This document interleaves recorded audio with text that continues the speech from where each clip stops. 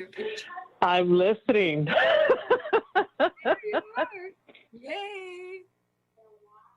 I miss everybody. It's terrible. You don't realize until you're actually in the office and you see people, you're like, wow, I haven't seen you in months, literally months in real life. Well, you know, Yeah. we're so airbrushed here.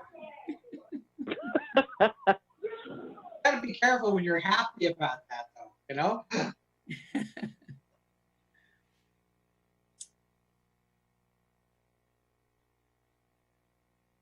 Okay.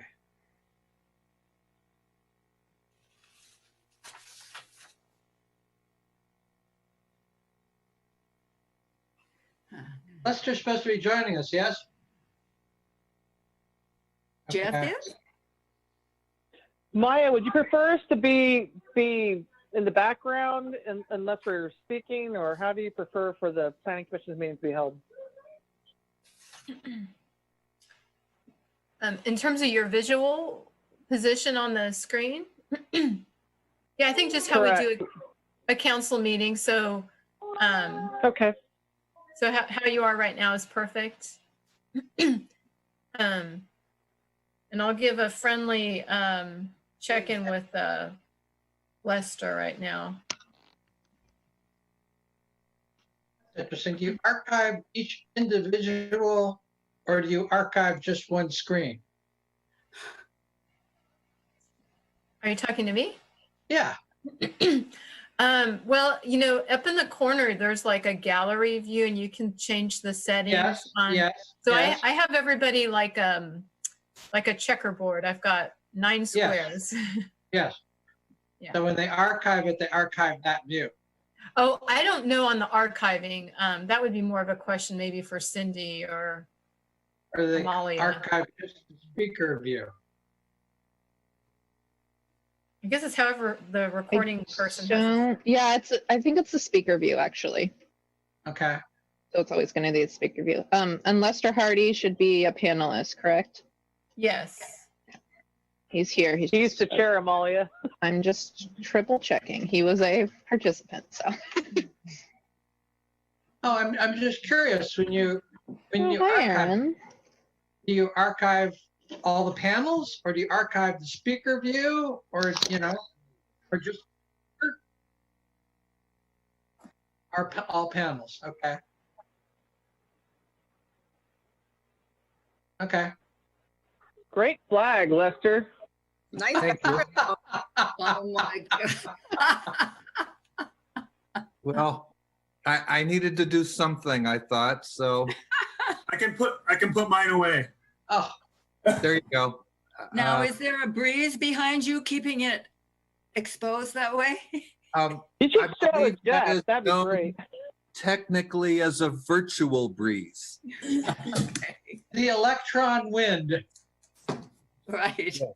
Yes, Oh, exactly. did you read about those? Oh my goodness. Good evening, everyone. Good evening. How are you, Xenia? I'm well. How are you?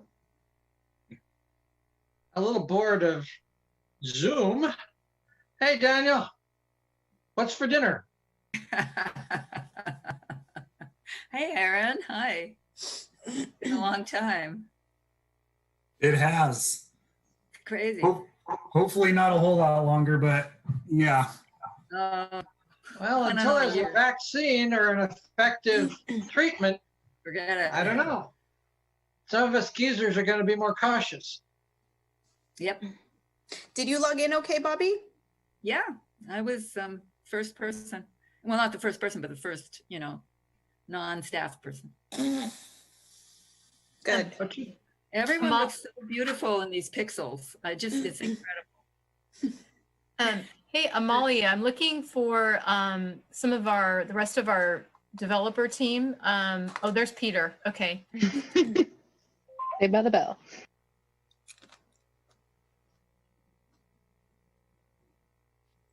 I can see I'm going to have to switch to speaker view soon.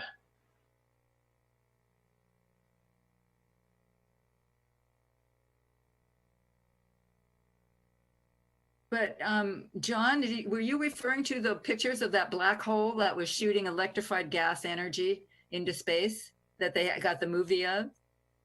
No, I didn't see that. Although Oh I my do look God, at, I do it's look at great. A-Pod, but I didn't look at that setup. It's in the New York Times today if you want to see it's ridiculous. It's so crazy. You know, I think, what is it? That's fascinating work. Something that's not there. Yeah. Well, they got a movie of it. So I guess it's there. They're trying to make us think it's there. Conspiracy. Well, Daniel, how's the construction going? Oh, you probably can't hear me.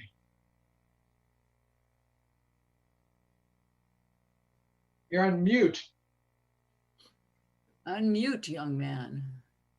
Oh.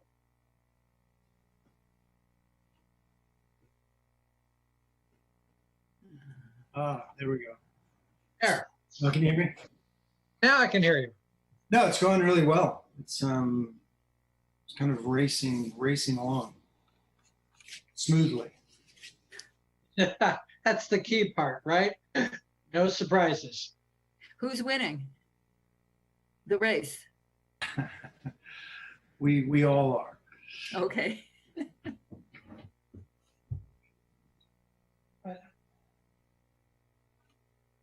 Yeah, how do you change the setting? No. Okay. Oh. I've got 69.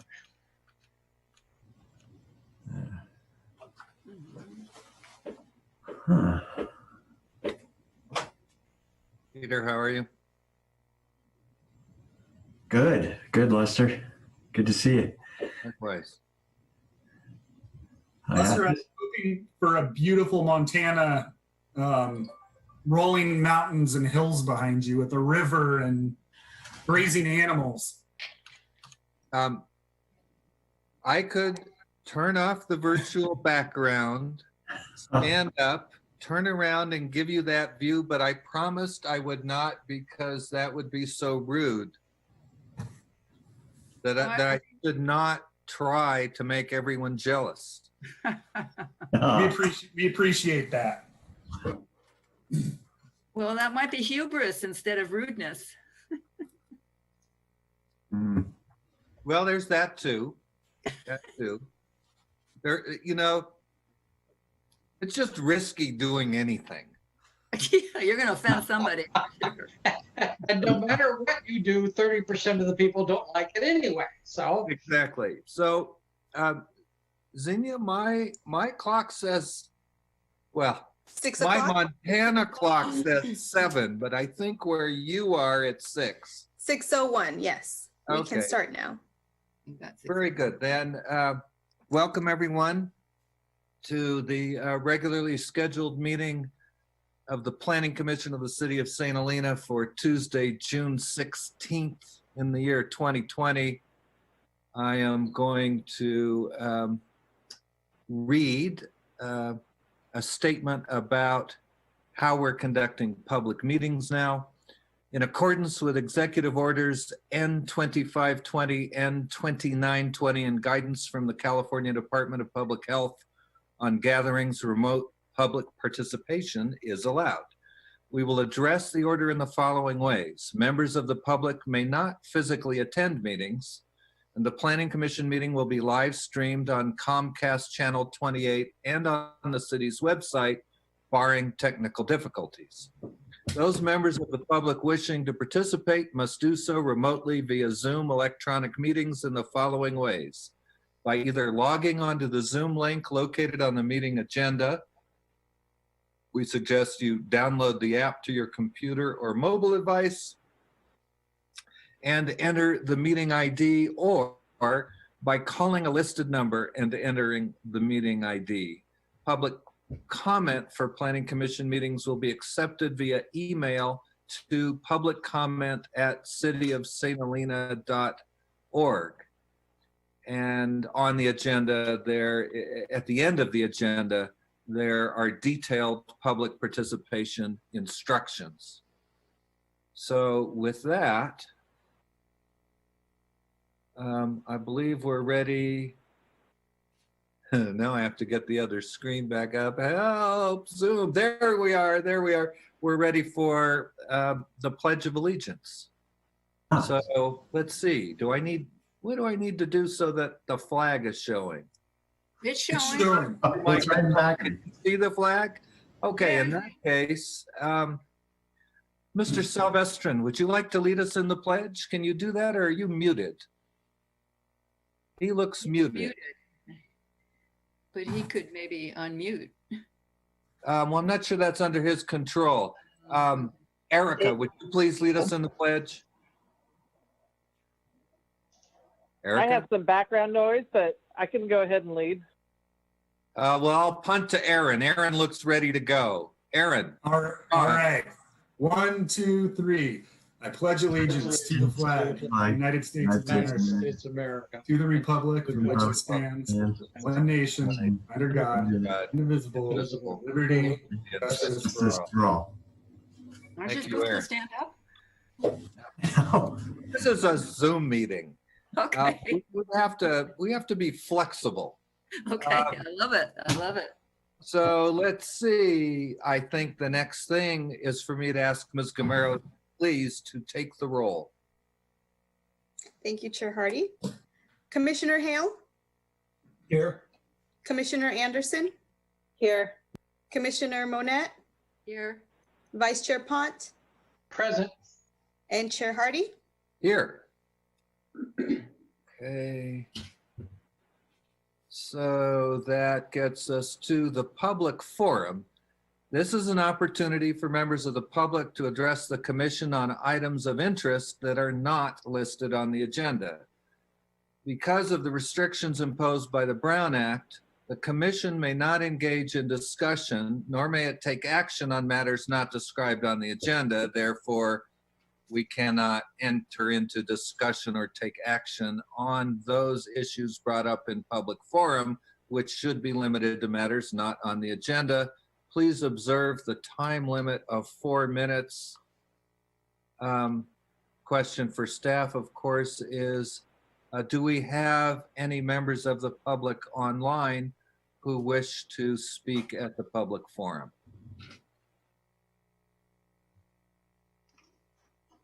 At this time, it doesn't look like any of the public are interested in speaking. Okay, we'll wait just a few seconds in case someone's trying to I think they might be Connect. interested, but maybe they just can't get there.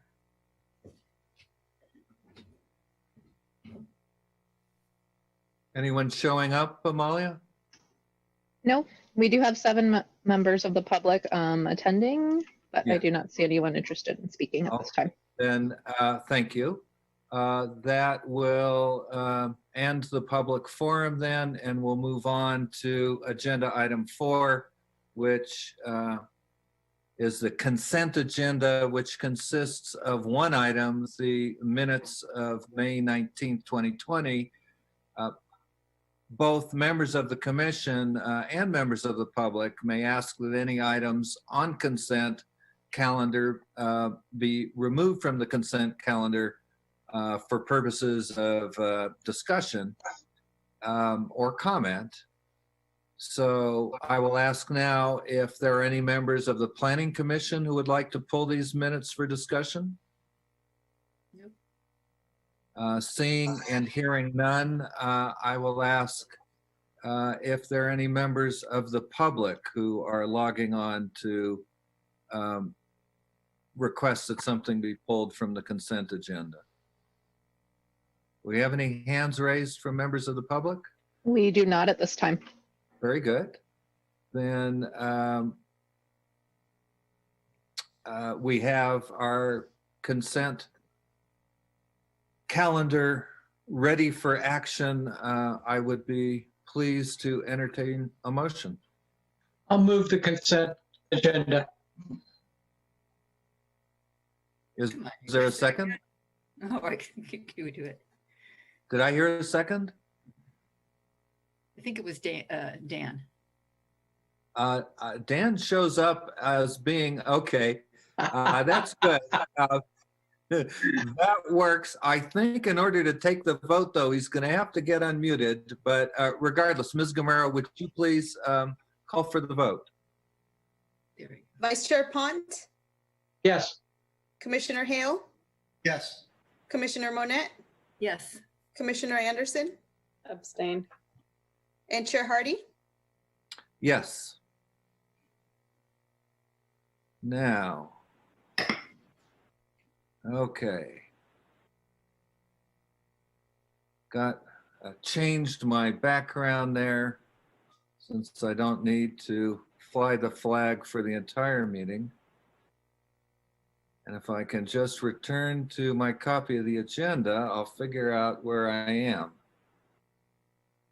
I'm not in my usual setup at home, so y'all will have to forgive me if I'm a little bit slower as I move through the agenda. That brings us to public hearings, and in particular to item 5.1, which is a request by Richard Salvestrin for design review and use permit amendment approval to add 1,500 square feet of building area to accommodate 1,300 square feet of additional tank room space and 200 square feet of lab area to the existing Salvestrin Winery located at 397 Main Street in the A20 zoning district.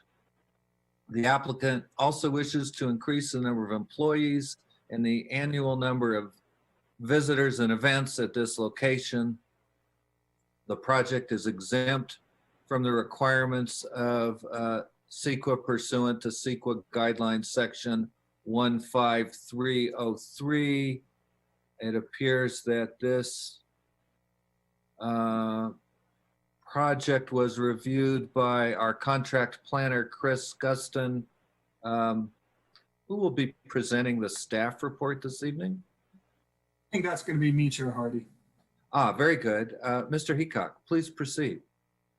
Surely. So I'll try and make this as brief as humanly possible. Just for a little background, use permit 96102 and an associated design review were approved by the Planning Commission at its meeting on December 3rd, 1996 to establish a family winery at 397 Main Street. Maximum annual production of the winery was limited to a capacity of 5,000 gallons at that time. Tasting and sale of wine was limited to appointment only with no public tours or tasting permitted. Appointments for visits to the winery, including marketing events, but not including bed and breakfast guests or family members, were limited to 2 hours per day, 2 days per week, with no more than 10 persons visiting on any one day, and no public events were permitted. Subsequently, at its meeting on January 16, 2001, the Planning Commission approved the use permit amendment to allow expansion of the production capacity of the winery, and then approved a design review for the construction of a 4,300 square foot winery building on the property. The applicant had requested an increase in annual capacity to a maximum of 15,000 gallons at that time. However, based on conditions of approval, the maximum production is limited to 11,500 gallons to correspond with the amount of acreage available for vineyard on the parcel. The same conditions limiting sales and tasting and public events established by the original use permit were retained at that time. The applicant is now requesting approval of use permit amendment and design review that consists of 3 separate components: the construction of a tank room and lab, an increase in annual production of wine, an increase in the number of employees, visitation, and guests. Specifically, the applicant is proposing to construct a 1,300 square foot tank room and 200 square foot laboratory. They are also requesting an increase in annual wine production to 20,000 gallons. And based upon the applicant's calculations, the subject parcel and the contiguous parcel are 18.57 acres, which under strict interpretation of the general guideline in the zoning code could limit the winery to 18,570 gallons. That said, because this is a general guideline and not a definite standard, staff is of the opinion that it is in the discretion of the Planning Commission to approve the 20,000 gallons requested by the applicant. They are also requesting 4 full-time employees, where the current operation uses 1 full-time and 1 part-time employee. The applicant is also requesting an increase in the number of appointments allowed from 2 days per week to 6 days per week, an increase in number of visitors from 10 today to 28 people per day, an approval of private events, 4 annual events with a maximum of 25, 2 annual events with a maximum of 125, and 4 annual events with 50 persons, and then 2 annual events with 40 visitors. And that one is associated with the Napa Valley Wine Auction. If you do the math on that, that's 12 events per year. As noted in the staff report, we neglected to list relevant general plan policies. So Amalia, if you could, at this time, could you pull up the attachment that I sent you that shows relevant general plan policies to the project?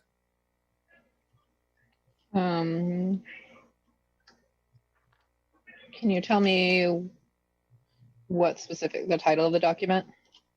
General plan policies, Salvestrin general plan policies. There we go. Yes. So I'll keep going. No, actually, no, I won't. Oh, I got it here. Go ahead. Can you all see that? Okay. So there's a list of some that are relevant to this project. The next thing I would like to move on to is parking. The applicant is proposing to add 3 standard parking spaces, one of which will be a designated handicap space. And I did check the site plan and did confirm that there are 7 on the site plan. We did ask the applicant to provide a graphic showing parking spaces for events. So now, Molly, if you could pull up the event parking graphic, Yes. that would be appreciated.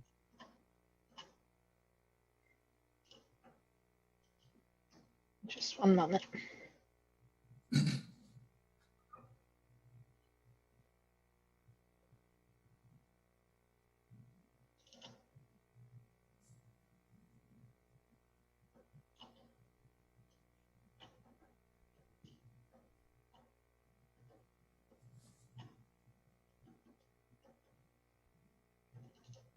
Sorry, give me just one moment. I'm having trouble.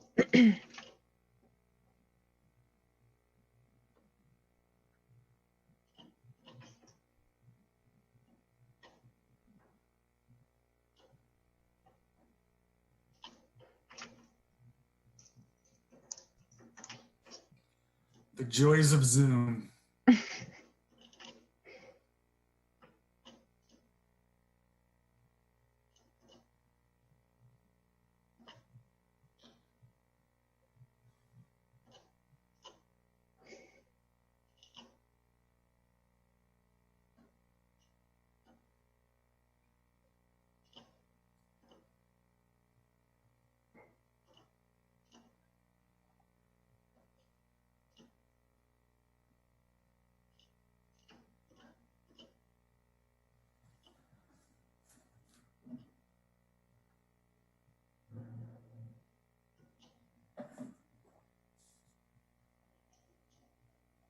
No, it was a standalone one. It was a PDF I had emailed you. That's Okay. just as an event parking plan. Give me one more second. I'm so sorry.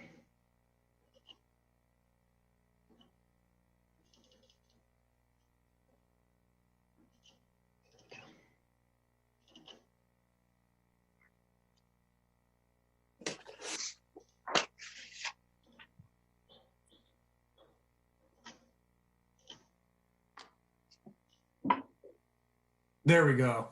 So I don't know if it's possible to maybe zoom in a little bit, but you can see here that there's 38 spots on one side, 8 on the other, showing for a total of 46 on the project property.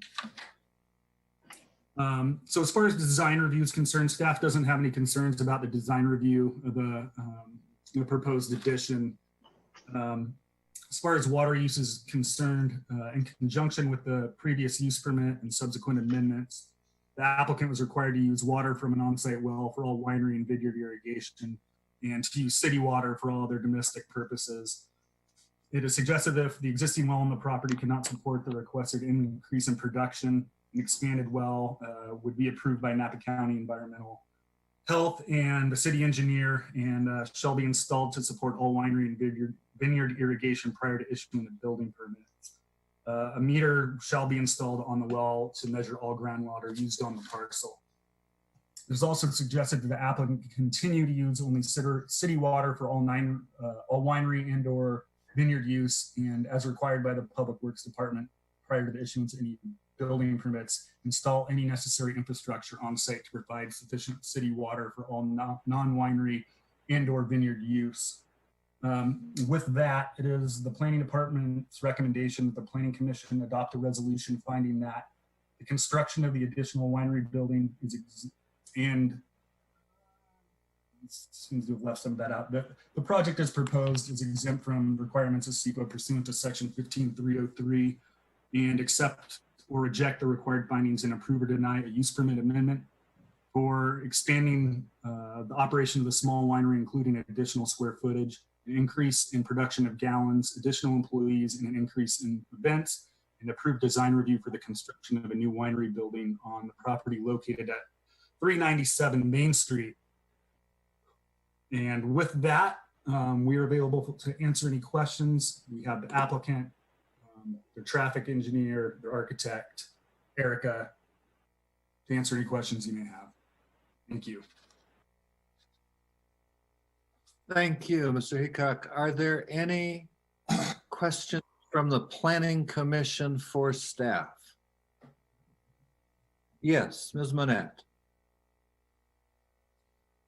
Okay. Yeah, you did an excellent job, Aaron, in reading that as quickly as humanly possible. And I appreciate that. But I have a question on page 15 of the staff report, the fourth paragraph. Oh, no, that's the wrong. Yeah, wait a minute.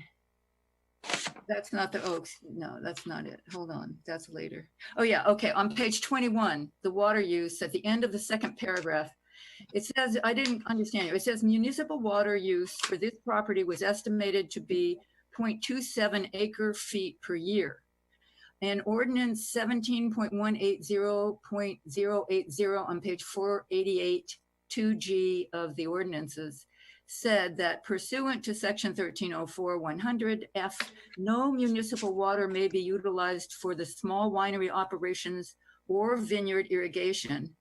So I don't understand that. Is this considered something different, or how can 0.27 acre feet be used a year if the ordinance says that no municipal water is to be used at all for winery operations or agriculture? I'm assuming that special events and those are considered winery operations. So either either I just didn't understand you and you explained that already, or but whatever. I would like some clarification.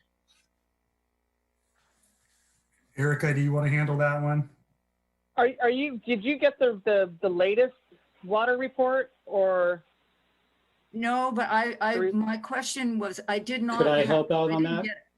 No, I didn't get it. And anyway, I guess I'm just wondering about this ordinance. Has that been waived, or is this is it considered not winery use, or what? Yeah.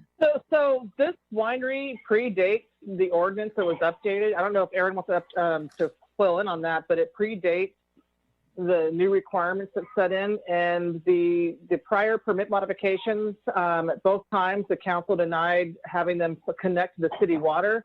But since they are now using a water, they're now opening a tasting room.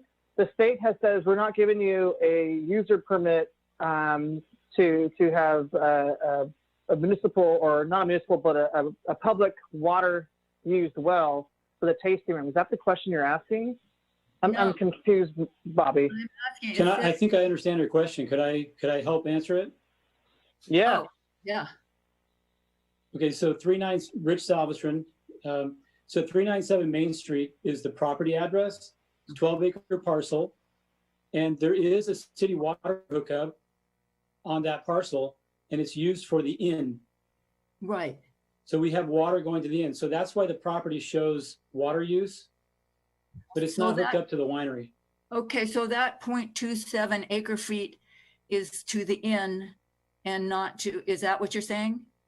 Well, it goes to the property. 397 Main Street is the address, but it's only used at the inn. It's plumbed into the inn, and that was a requirement as well. And But it's not used at the winery. right, but it's, okay, so the inn is separate from winery operations. It's considered separate from winery. Yes. Yes. Okay, thank you. Thank you for that clarification.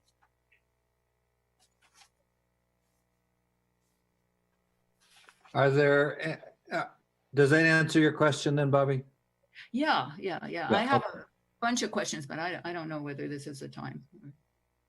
Then I'll invite Commissioner Pont to ask his question. I also unfortunately have a bunch of questions. We'll just start at the beginning. There doesn't seem to be. Can I get it after to finish my question? Sure. There doesn't seem to be anything in the staff report about the second parcel that's of concern here. I didn't see any drawings of it.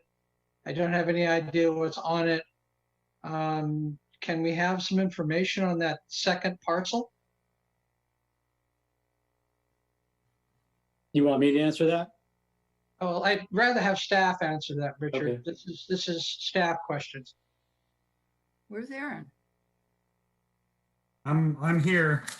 I'm looking. Oh. I had, so that parcel it's contiguous. It's 6.52 acres. No changes, I believe, are being requested to that, other than they're using the vineyard acreage is counting toward the overall increase in production. Is that 100% planted in vineyard? I don't believe so. I believe there is a structure, perhaps a house on that. Richard, can you? Yes, that's correct. And what's the zoning of that particular parcel? A20 as well. 20 as well. Okay. I'm looking at 170.080 section F. It seems to say it's, if I can read this, a general guideline for establishing the production limit is 1,000 gallons per acre of vineyard planted on the property. So how many acres do we actually have planted versus we have a house, we have an inn, we have maintenance buildings, we have the winery building itself. What's the actual net planted vineyard acreage? I don't know the answer to that. Can I say something here? Can I say something here? I think. I mean, I to think answer that. Should I answer that? So long as we're fielding Mr. Pont's question. Yes, because what I read in there is that 0.79 acres of these parcels is non-ag. And so they're 18 point, there's 18.57 acres minus 0.79 acres. So what's left? I think what you read, Bobby, is 0.79 acres of the larger parcel. Okay. And I'm not sure that that actually included the inn. Well, then we should I would find like- that out, yeah. So, I mean, So we can move efficiently. we can move on, but I would like to invite the applicant, Mr. Salvestrin, to address the subject of net vineyard acreage, if you could, please. Yeah, on the primary parcel, you're correct. The calculations we have, they're 0.79 acres under roof. That includes the inn. That's all structures on the property. That would be on the 12-acre parcel. On the 6.5-acre parcel, we have one home, a small ag barn, and a granny unit of 850 square feet. So there's approximately, and then some landscaping. So we didn't calculate the square footage under roof on the 6.52 acre parcel because it wasn't a question, but it's less than. Yes, but what we're it's less than what it's probably less than half an acre. What we're interested in, Mr. Salvestrin, is the area of vineyard. Correct. Do you know how many acres of vineyard you have planted? actual, if you go net vine acres, not including avenues in the vineyard and around the vineyard, there's about 15 net vine acres. And what, another, would it be another quarter acre, half acre? And if you add the vineyard Well, avenues? if you add, well, the walnut trees are ag. So if you add all that area up in the front between the walnut trees, vineyard space, turnarounds, avenues, it encompasses everything that's not under roof or landscape. So if you want to count net vine acres with just the space of the vines, it's 15. If you look at the property, no, I was looking for something for gross vineyard acreage, but that gets us in the ballpark. Yeah. Okay. So it's safe to say it's less than the sum total projected. It's well under 18 and a half. Okay. Yes, vines aren't planted to the perimeter, to the property line. My next question to staff is based on the two parcels. We're essentially saying, okay, here's the gallonage limit based on two parcels, correct? But Correct. There's nothing in the resolution that ties the two parcels together. At this point, all the resolution does is say for the APN presented, that production facility is limited to X gallonage, but it doesn't tie to the next parcel. On the other hand, if somehow these parcels end up under different ownership over time, because remember this is a forever permit, that would mean we'd have a parcel that has a gallonage limit well over, right? So I would think it'd be wise in the resolution at least to tie the two parcels together, and I'd like staff comment on that. Yeah, I would completely agree with that, Commissioner Pont. I think we need to add a condition of approval, essentially requiring a covenant be recorded on the property, stating that if one of the parcels, or if the second parcel is conveyed to another owner, that the production be reduced in equivalent to that acreage. I think, and not issue building permits until that covenant is recorded. Cool. I think that would be appropriate. I've got a couple of questions on parking, if you will. I'm looking at, let's see, drawing AO, which is way back in the staff. But it seems to show existing parking. And by what I see, there are 4 regular spaces and 1 handicap space. Is that correct? The staff report says 3 and 1, but the drawing looks like it's 4 and 1. So I'm trying to figure out what we've actually got on site to start with. I'm seeing the 4. Then oh, there it is. Yeah. Okay. No, I would agree with that. So we really have 4 and 1 rather than 3 and 1.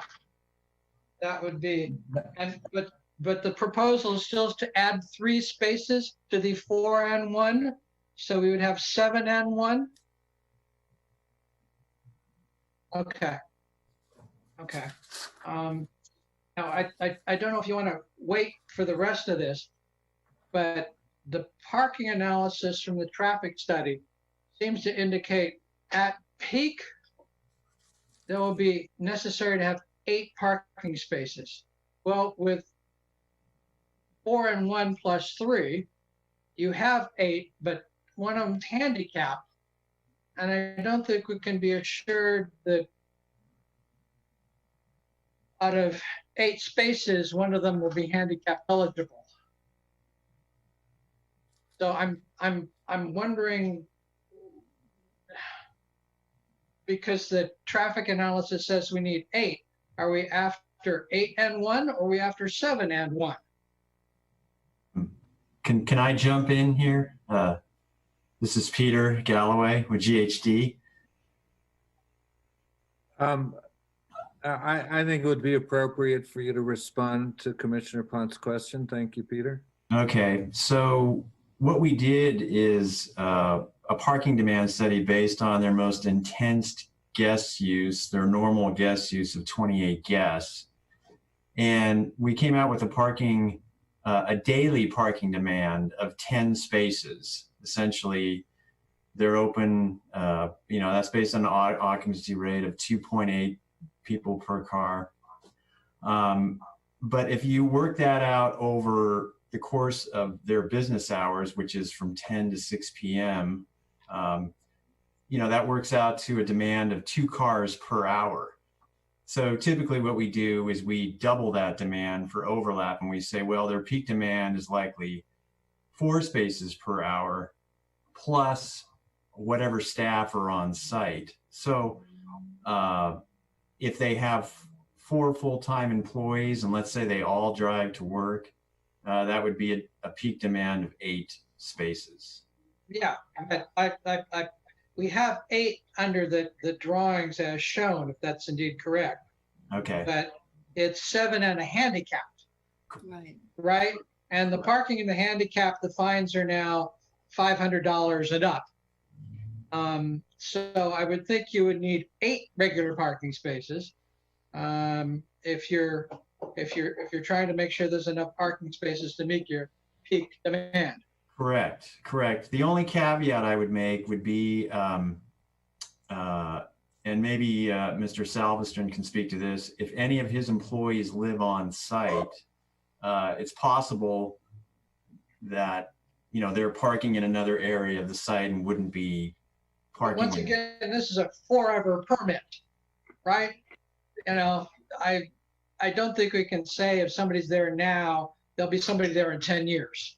Okay. Which is part of the problem with these. Mm-hmm. Anyway, all right. Can I add something?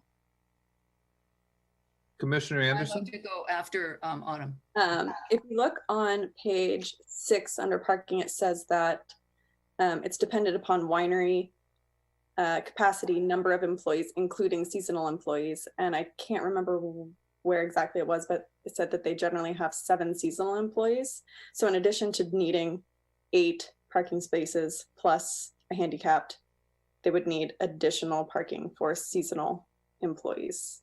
And I just wanted to make sure that that was factored in there. Can I answer that? Yeah. Yes, Mr. Salvestrin. Typically, vineyard employees park on the vineyard perimeter where they're working. There's space in the front where we showed the other event parking. There's space in the back. On the back end of the vineyard, there's space on the second parcel. We have next to the barn back there. So they park wherever the work is. And they typically, they don't always work on that site. We have another vineyard site that we operate. So they're not always on site, but they park on the vineyard perimeter typically. Mm-hmm. So all of the seasonal employees are vineyard workers and not winery harvest workers? Yes, they're vineyard workers that occasionally work in the winery during harvest, but there are vineyard staff. If I can. Can I ask something at this Parking point? for a second. Go ahead. 1 second. Is that okay? Is that all right? Commissioner Manette, you have the Okay, floor. my concern, I have a couple, because my concern is of the acre limit for non-ag use. And I'm wondering, is that an acre limit for each parcel or for both parcels together? It's a parcel. Per parcel. Then I'm wondering, I noticed that the peripheral parking for events is right next to the vineyards. Has that already been calculated into the 0.79 acres of non-ag land? And if it hasn't, it needs, There it would doesn't. be no reason. Pardon? There would be no reason to. That's not improved parking space. That's unless I'm completely misunderstanding how this works, that's part of the, in effect, perimeter drive around the vineyard that would ordinarily be used by tractors and vineyard workers for access. And it's simply deployed, if you will, on a temporary basis for overflow parking for events. So that land is not now counted as ag land? Because if it's counted as ag land and it's being used for something else, we aren't counting ag land. Well, you can only have an acre of the 18.57 acres. Only 1 acre can be non-agricultural. Can be developed. Pardon? Can be developed. Oh, so these parking places are not considered developed. Okay, that's not. But they're not. They're not. Nothing changes. Pardon? Nothing changes whatsoever. This kind of parking arrangement is typical for event parking at winery properties. And I mean, literally in many cases, the cars simply drive in the vineyard rows between the vine rows to park. They don't change the character of the vineyard. This is just a practical and very common way of accommodating the additional parking needs that come with events without paving or developing additional hardscape or other sort of infrastructure on the agricultural property. So this would be dirt. There would not be any hard spot. That wasn't clear to me. I thought if you're going to have parking there, you know. No, if you did that, you'd interfere with the farming. So no one wants to pave anything that they don't have to pave at the perimeter of a vineyard, because then you begin to have issues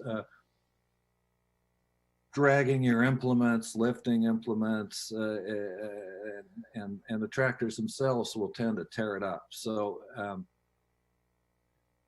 I mean, Mr. Salvestrin might correct me if I'm wrong, but I'm pretty sure that this is a very conventional approach, and that nothing is going to change physically where the cars get parked, except that, in fact, sometimes cars park there now. That's precisely where one would expect to see the vineyard workers park if there's a big crew out for pruning or. Is that accurate? Else. Yeah. That's correct. Okay. That's absolutely accurate. It's farmland, it's turnaround space for the tractors. And then it's no-till mowed grass, it's unimproved. And you can park a car. You can drive on and park a car there. Aaron? Okay. Go ahead. If I could, please. Yeah. I also did notice in the resolution anything that specified event parking, that all event parking will be on site, that this piece is set aside for it, so that in the future we don't have somebody deciding to plant space or use the space for something else. We certainly don't want people parking in the driveway. We don't want people parking on 29. So I would think it would be incumbent on us to put something in the resolution that says event parking will be on the site, won't be on the driveway, won't be on 29, and here's the space it goes. This is sounding to me, Commissioner Pont, like something we might better address after the public hearing, because I think that's there are fine. going to be a number of conditions of approval to discuss, perhaps some new conditions to approve, and amending the resolution, and the conditions of approval. I think it's just better done after we've heard from everyone. Then I'll skip my next question, and I don't know, the rest of mine are on the traffic study per se, and I don't know if the chair would care to have me wait until I'm able to address them to the person who did the traffic study, or if I should ask staff. Well, my suggestion would be that when we open the public hearing and invite the applicant and or the applicant's representatives to present the project, that at the conclusion of their formal presentation, when I ask if any of the commissioners have questions for the applicant, that would be a time when we can ask Mr. Galloway to come to the virtual podium, and that would be the perfect time to engage with the traffic consultant on the matters of interest to you. Can I ask staff one more question? I don't understand what capacity Please, count. Commissioner Manette, let me make sure that I'm square with Commissioner Pont. You are Oh, I'm sorry. based Okay. based on waiting for the traffic engineer to present, and also that we'll discuss the items to be added to the resolution at a later time. Very good. Thank you. Commissioner Manette, please. Yeah, I'm sorry for that. Okay, I was just wondering if staff could clarify what is meant by capacity count. Is that in terms of what? In terms of the tasting room, in terms of special events? Because they're on page 11, it says that the capacity count will not include the B&B guests or family members. And so I'm just wondering what that, what that means, because Visitors to the winery.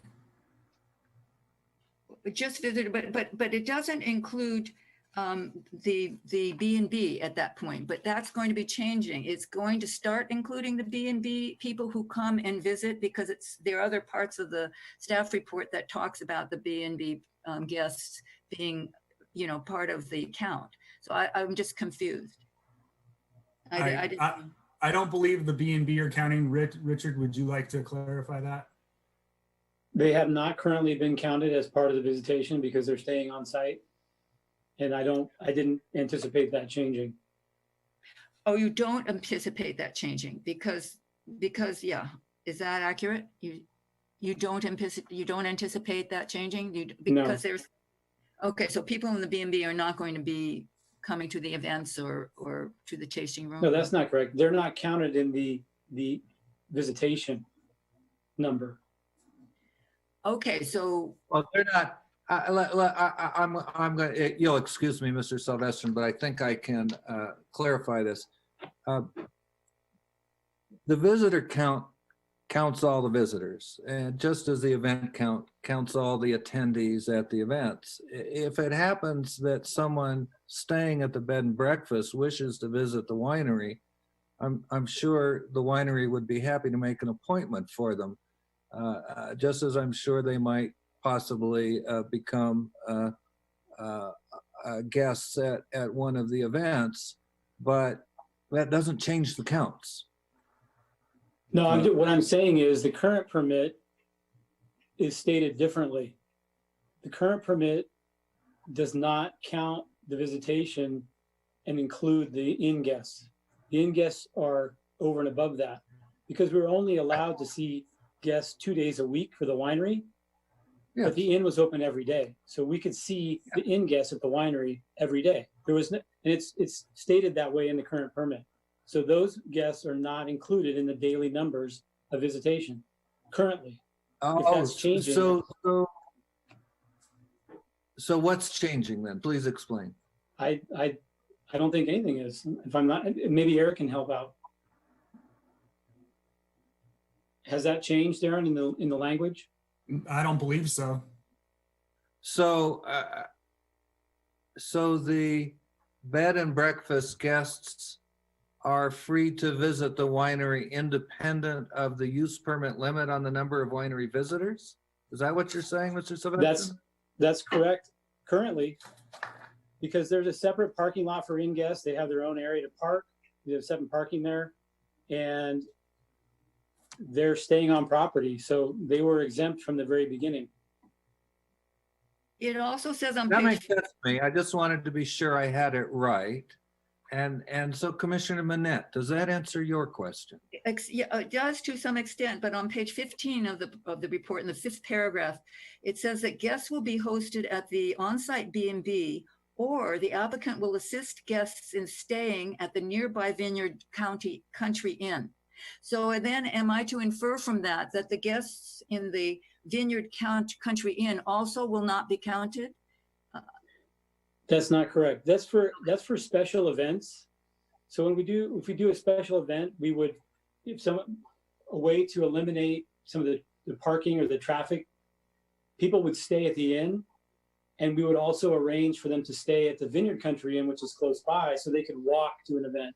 So that would alleviate parking, and it would help them with a place to stay.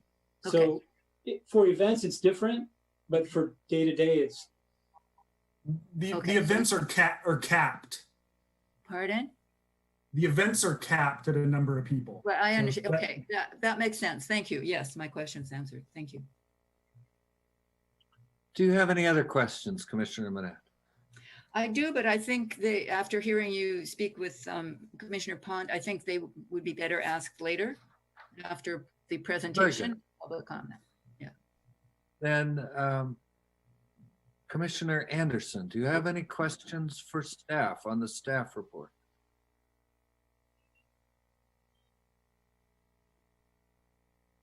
I don't think I have any more questions at the moment. Thank you. Commissioner Hale, do you have any questions for staff on the staff report? I do not. Very good. Then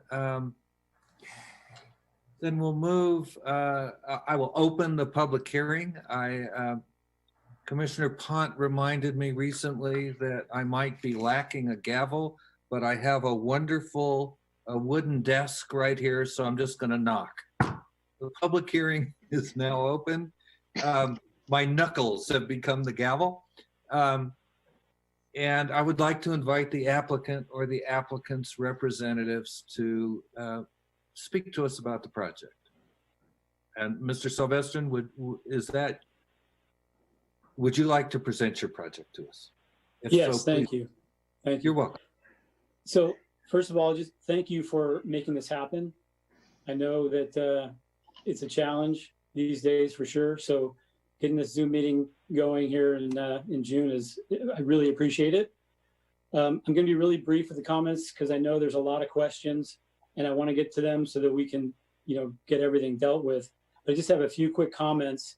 And first one is there's a typo in the first page of the staff report where in the background section, it says there was a winery established at 357 Main Street. It should be 397 Main Street. That's the address. But in any event, moving on, as I'm sure most of you know, my family's been operating a business at 397 Main Street in St. Helena for 88 years, since 1932. I submitted this application to amend our current winery use permit so that our family business can grow and prosper at a reasonable rate into the next generation. The changes I'm asking for are in line with the current small winery ordinance, and are reasonable and incremental. An additional consideration is our location on Main Street and parcel size. There will be minimal impact to neighbors. We have adequate water supply for our operation. We have ample parking space for cars on site. And the traffic study concludes that there's a less than significant level of impact from the project. I'm here to answer questions, and I hope we can get them all answered tonight. But I urge the Planning Commission to approve our use permit amendment. And if there's anything you need, we've got, I know Karen's here, Karen Jensen, our architect. Peter Galloway's here from the traffic study. So I'd like to just get all the questions answered. Thank you. Thank you, Mr. Salvestrin. This is the best time, I think, for commissioners who have technical questions about the project and the project reports prepared by the applicant's consultants to raise those questions so that we can have them answered by those most qualified to do so. And I'm going to take it back to you, Commissioner Punt, since I know already you have some questions for Mr. Galloway, who prepared the traffic study. Yes, I do. Thank you, Lester. The report seems to acknowledge that a great deal of delay is out there due to the excessive queuing in the area. However, we keep seeing these analyses that present intersection LOS. Well, we're at C, we're at D, and it's reached the point where it's in some ways humorous, because anybody who drives out there knows that it's not C or D. In fact, the city had to establish a satellite fire station in the area because the response times grew so high, because those intersections may technically operate at C or D, but that's not how the roadway works. So I'm just thinking, boy, I would love to see a little more treatment of how the street actually functions, rather than just a straight out, we did the traffic counts at the intersection, we plugged the numbers in, this is what came out, and oh, by the way, we sort of ignored the queuing that may take you 3 or 4 cycles to get through. I'm curious about how you think we should address the real operations of that segment. Well, that's a very good point you bring up, and we have run across this before in other studies we have done in the area. Obviously, there is vehicle queuing on State Route 29, which is causing those intersections to operate worse than what we're calculating their levels of service to be. And we have said as much in the report. We haven't ventured to say, well, they're probably operating at LOS EF, but that's essentially what's happening during the peak commute. Yes. So it sort of begs the question, okay, what is really happening during these periods? And I know I've brought this up before, where what you find is, and I'm sure some people have experienced this, is when the traffic is moving that slow and it's that queued up, oftentimes it's a little bit easier to merge onto State Route 29, because you not only have slower moving traffic that's often just moving in certain increments, but you also have the two-way left turn lane in front of the site. And so what that does, and you know, I can't say enough about these two-way left turn lanes on 29, because, you know, it has been so bad for so long.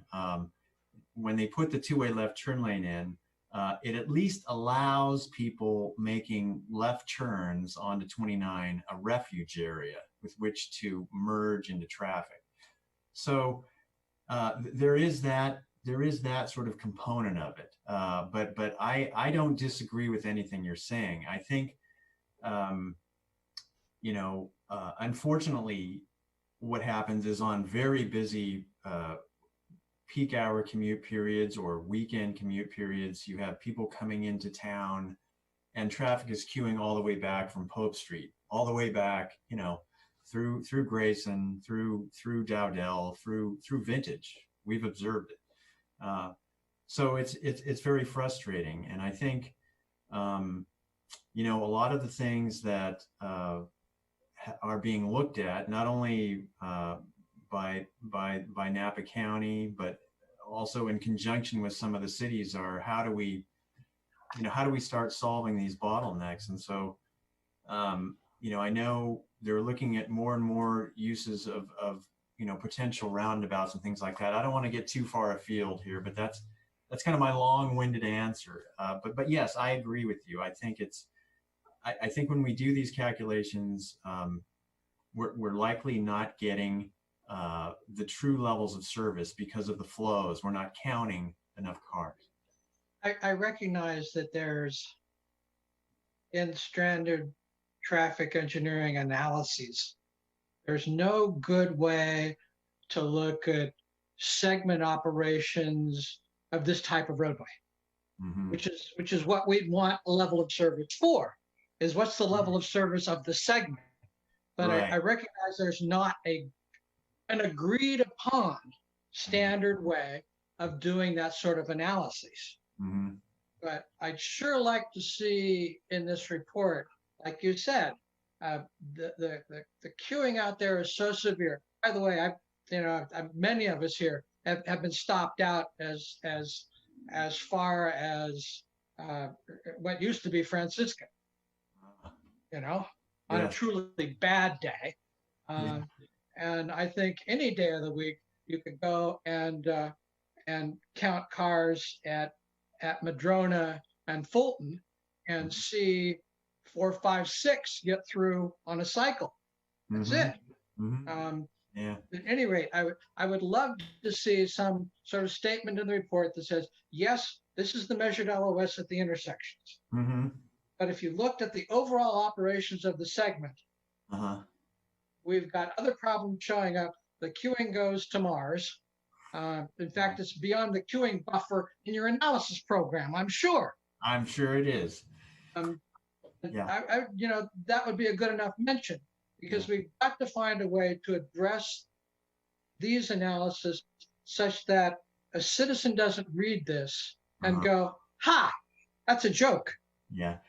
Well, we do say in the report that, based on the queuing that we've observed and the LOS calculations that we've calculated, that actual LOS is actually much worse than what we've calculated. We've said that in the report. Yeah. We just haven't specified LOS E or F because, of course, we'd be speculating, but that's essentially what it is during these periods. Well, it's essentially F. Let's see. Did you? I know you're using the county AVO numbers. Correct. That came from that study in 2012. Yeah. They also did a regression analysis on some of this. Unfortunately, an AVO of 2.8 is really high, at least in my experience. And those numbers are actually based on, I don't know whether anybody in your office has taken a look at it, but the county only has 174 surveys. That's what it's based on. Okay. We get like 3 million visitors a year, and this AVO is based on 174. I think statistically that is, I might as well throw a dart at a dartboard. Well, let me kind of address that in terms of what we've been experiencing with the county recently. Again, not disagreeing with what you're saying, but what we have found over the years as we've done counts at all of these wineries is that the county trip generation ratios that we've been using, particularly for employees, appears to be too high. So, and this we have found this for usually for small wineries, and I know this is anecdotal, but over the years we've done a bunch of what I call tube counts over the number of days on winery driveways, and what we have found is typically based on the actual trip generation we're getting at these wineries and comparing them to the county ratios, we're typically finding that if we were to use the county ratios, we'd be overestimating the winery's traffic on a basis of 25 to 50%, and particularly for small wineries. As you get towards the medium and the large wineries, it starts to even out. But what we've done, and again, this is giving our input to the county, the ratios they're having us use, and I'm sort of shifting to the peak periods now, the Friday peak period and the Saturday midday peak period. They have us use very high ratios for the winery's peak hours. So like, for instance, on a Friday between 4 and 6 p.m., we're using a 38% peak hour ratio. And based on the counts that we've done, that is far too high. Typically, we've found that the winery's peak hour ratio is somewhere between 10 and 15%, not 38%. And the same thing is true on a weekend. They're having us use 57% as the peak hour ratio. And if you think about it, you know, the wineries are usually open 6 to 8 hours during the day, and the county's telling us you're going to generate 57% of their traffic in 1 hour and use that as your analysis. So long story short, we feel that the county's ratios, particularly for small wineries, are too high. We feel like we're generating too many trips. And as a result of this, the county has recently changed their guidelines as to how consultants should collect trip generation data or calculate trip generation data for these wineries. They've given us 3 options. We can still use the county ratios if we want, or we can now go to the Institute of Transportation Engineers traffic handbook and use their rates, which are, and I'm just editorializing, are very limited. Right, for wineries? Yeah, they have rates, but they were all collected down in kind of the mid-coast Paso Robles area. They weren't even collected up here. The third option, which all of the consultants are now doing, is they're allowing us to count the winery's driveway on a 24-hour basis over a 9-day period. So we get 2 Fridays and 2 Saturdays of trip generation. And we can use that as our, quote, trip rate. And what we do is we collect the number of employees and the number of visitors that were occurring on that day. And it gives us a much more accurate rate. So again, I'm getting a little long-winded and offbeat here, but no, I'd like to take this time to apologize to everybody else. I realize this is kind of a long digression, but yeah, we're using numbers generated by the county, and I don't think we've used them before. So if we accept those county numbers on this study, we're sort of accepting the county numbers on all subsequent studies. So I think we needed to look at this a little closer. right. And my last question on this, I think, go ahead. Actually, second to last question. I looked at your trip generation numbers, and you had nothing for any part-time employees, even during crush. I found that a little hard to buy. You know, I may have to refer to Mr. Salvestrin on this, but the project description he gave us to use claimed or stated essentially that he was going from 1 full-time employee and 1 part-time employee to 4 full-time employees with 0 part-time. So, you know, I get that. Excuse me, if I may interject here. I think we've already covered this with the applicant. I believe Mr. Salvestrin has already explained that for additional help at the winery during harvest, he uses some of the vineyard workers who are primarily vineyard employees. So this came out in the discussion of parking. You know, and part of what he explained is that when the vineyard employees who assist at the winery during harvest are doing that, they're parking in the same places that they would park when they were working in the vineyard. And this question isn't based on where they're parking, Chair Lester. It's based on the trips to the winery. and from the winery. They're counted as 0. The only trips that are counted in the trip generation now are the 4 employees Yeah. and the Well, people arriving at site to taste at the winery. Well, they wouldn't really be Although I'm pretty it wouldn't sure- be winery visits. They'd be farming visits. They're in the field for harvest, and they're at the winery. It as a doesn't result. make any Mr. difference, Salvestrin, no, hold on, because you have to arrive at the site. Gentlemen, it really helps if everyone waits until they're recognized before they speak. It really helps the meeting go better. And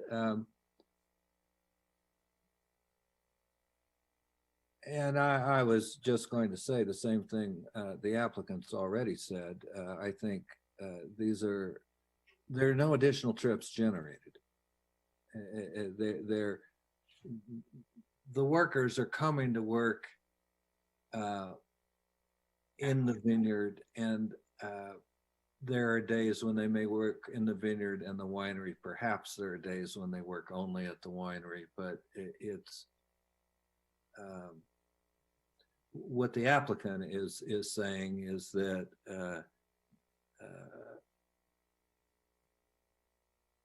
the application looks at them as agricultural employees, and basically for all impact related purposes, while acknowledging that they do provide some assistance at the winery during harvest. And I'll tell you, since this is a big part of my practice as a land use attorney, most of which involves matters in a Napa County jurisdiction, a fair amount of which involves winery use permits. We never count the vineyard workers who are borrowed from the vineyard for sorting at the sorting table. We never count them as winery employees. It just distorts the picture in ways that it's kind of, if you will, almost an inverse of the problem that you were describing, Commissioner Pont, regarding conventional intersection analysis in a traffic study. If we treat these vineyard workers who are assisting at the winery as though they're seasonal full-time employees of the winery, we distort our understanding of what their effect is on parking needs and anything else, because we don't really have, if you will, an integrated model for understanding what the ebb and flow of this work is like. But having said all that and interjected myself, certainly, Mr. Salvestrin, you should feel free to amend, correct, or otherwise clarify things yourself. I agree with what you said, and I'll just add that those employees, they're not on the road during peak hours. They're usually, at the vineyard way before any peak hour, typically 4, 5, or 6 in the morning. And then they'll be leaving at an off-peak hour as well. So they don't really affect, and they're not counted as winery workers because they're field workers and they're vineyard workers first, and they're assisting with, like what Commissioner Hardy said, is sorting tables, cleanup, things like that. I may not look like it, but I was raised as a farm boy. I know what farm timing is. But these analysis generally look at all people arriving on site, all people leaving site. So I find it a little hard that these people are not counted as arriving or leaving. They may not arrive on peak or leave on peak. Then you just eliminate them from the analysis. But showing 0, from a technical point of view, it's a little hard to swallow. Well, I suppose I understand what you're saying, Commissioner Pont, but it's a bit like this, I think. If the vineyard were there and there were no winery, these vineyard workers would still be going to the vineyard to work. That's And correct. the difficult thing to do in a really useful and accurate way when you have this very informal and rather fluid practice of, if you will, borrowing help from the vineyard for these ancillary tasks that come up when the grapes are being processed at the winery during harvest. If you classify them as winery employees, in effect, you're now counting trips that would be made if there were no winery, or some number of them would be made if there were no winery. And that's I recognize this, but the analysis is not really based on a delta. It's not based on a difference between A and B. But well, it is. I mean, the project and analysis. I also would like to say that even if we did add these, we're talking about small project, essentially. It'd be very few ads. I don't think it would make much difference in the analysis. It's in terms of just being straight up and even with everybody. Understood.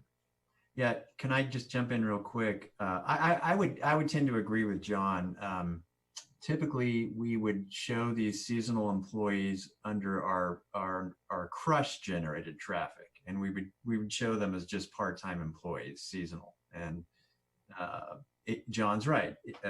They wouldn't really make a huge dent in the traffic generation. 7 employees would generate somewhere on the neighborhood of, again, going back to the county ratio, it would be somewhere in the neighborhood of 13 daily trips. And then if you use our ratio, that would be like an additional, if they were leaving during the peak hours, it would be like 5 additional peak hour trips on the weekday, and another 6 additional trips on the weekend if you take 6 to 7 trips. So it wouldn't make much difference, but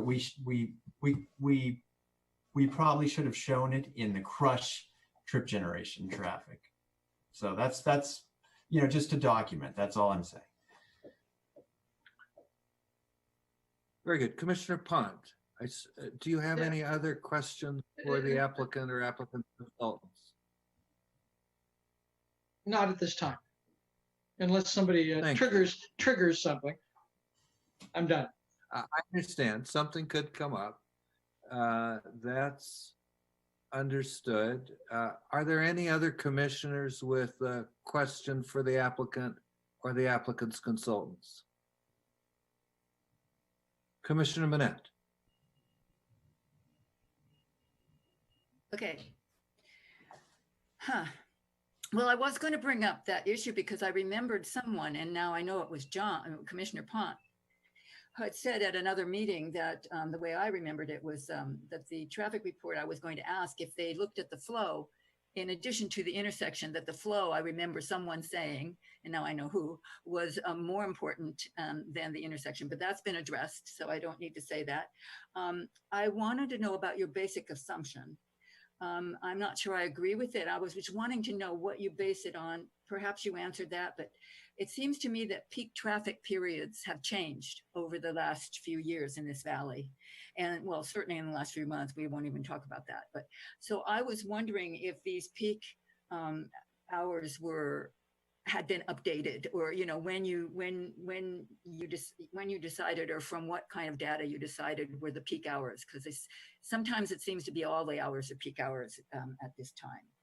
And so Mr. Galloway? That, but yes, thank you. You raise a good point. And the peak hours in the valley have spread out over the last few years. Obviously, you've all noticed it's not so concentrated. It's more linear now. You're getting longer commute periods. So what the county typically has us do, and I keep referring back to the county, but they're sort of best practices at this point because they just issued new guidelines. Typically what we do is we count on a weekday for between 3 and 6 p.m. So we go 3 hours instead of 2 hours. So we notice the peak is moving back. In other words, it's not happening so much between say 5 and 6 p.m. It might be happening now between 4 and 5 p.m. where more workers get off and commute out of the valley. On the weekends, instead of counting typically between 1 and 3 p.m., which is has always been the historical peak, they have us count between 12 noon and 4 p.m. And any one of those hours could be what we call the peak. It just kind of depends on what weekend you go up there. So you're correct. The peak hours have spread out and they are getting longer. But I can tell you that the counts we did for this study, we definitely recorded some very, very intense peaks, I want to say. We don't feel that we missed the peak hour, but best practices moving forward is that we would do longer counts for longer hours. So we would make sure to get that curve, so to speak, of the peak hour. Right. I mean, I assume the season wasn't December. I mean, but no. Okay. Okay. Thank you for that. I also was wondering. This is unrelated. Well, I was wondering about the cumulative effects of granting this application for other small wineries that might want to expand down the line. I mean, I just want to throw that out. I don't know if part of the traffic study looks at cumulative effects or not. Is that not, it does? Yes, we did. Okay, and you found nothing? I mean, No, we found very poor levels of service under cumulative conditions. Okay. What we did is we applied the city's general plan has volume projections to the year 2035. So we applied a growth rate of, I believe it was 2.225% per year to the year 2035. We also added in a number of development projects that were given to us by city staff. I think we added in 10 additional projects. And what we found is that I think 2 of the 4 intersections we looked at are operating at level service EF under cumulative conditions. And of course, I'm sure John isn't surprised at all, but things aren't good at year 2035. Well, again, I counted up all the people that were coming, and I got 8,736 people, including all visitors daily and so forth. And at 2.8 people per car, I got 3,120 cars per year. And I don't see how that can be thought of as not impacting, noise, not impacting. I just don't see how that can be considered not, not significant impact. And let's see, I wanted, oh yes, I wondered about, now yours is not to do with the noise, but I was very concerned about the noise level too, with that many more cars. Yeah. And, that if, obviously you can argue it won't be more cars, people might've been coming here anyway, I understand that. So, but it's just, I guess it's a difficult thing to try to analyze, because from what you said, Mr. Galloway, it's really difficult to measure. And from what Commissioner Ponte has brought up. So, John said something about throwing a dart at a dartboard. I was thinking more of a crapshoot, but I mean, and I don't mean to be insulting or anything. I totally appreciate the work that you do and have great admiration for both of you guys and your knowledge. So I don't mean that in a pejorative way, but it really does seem like an impossible task to get something that's really accurate, but you do the best you can. So I understand that. So let's see, did I have anything else? I have, I think the rest of what I wanted to say, I'll be saying it, you know, at the end before we vote, but I did want to know, but there was mention of a shuttle. And I'm not sure if that is being proposed as a possibility. And if so, where were the people who were going to get the shuttle going to park so the shuttle could pick them up wherever they were going to put their cars? So That sounds to me like a question for the applicant. Mr. Salvestrin, can you assist us with that? Yes. So there is no plan for a shuttle. Oh, We've shown that we have ample parking space on site. We plan to have everyone park on site or walk to the events if we can't get them lodging close by. So there's no plan to have shuttle guests into any events. okay, thank you for that. Yeah. Thank you. I think that's it for now, but as Commissioner Pons said, I reserve the right to if I have another idea, I may have another question. Understood. Are there any other commissioners with questions for the applicant or the applicant's consultants? Seeing none, I think it is time to continue with the remainder of the public hearing. And so I will ask Amalia if we have any members of the public queued up and wishing to comment. I don't see any at this time, but let's give it just another minute. Very good.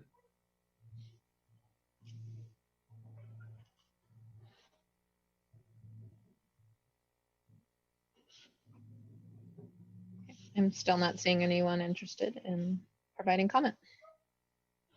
This is the last call for members of the public who are interested in commenting.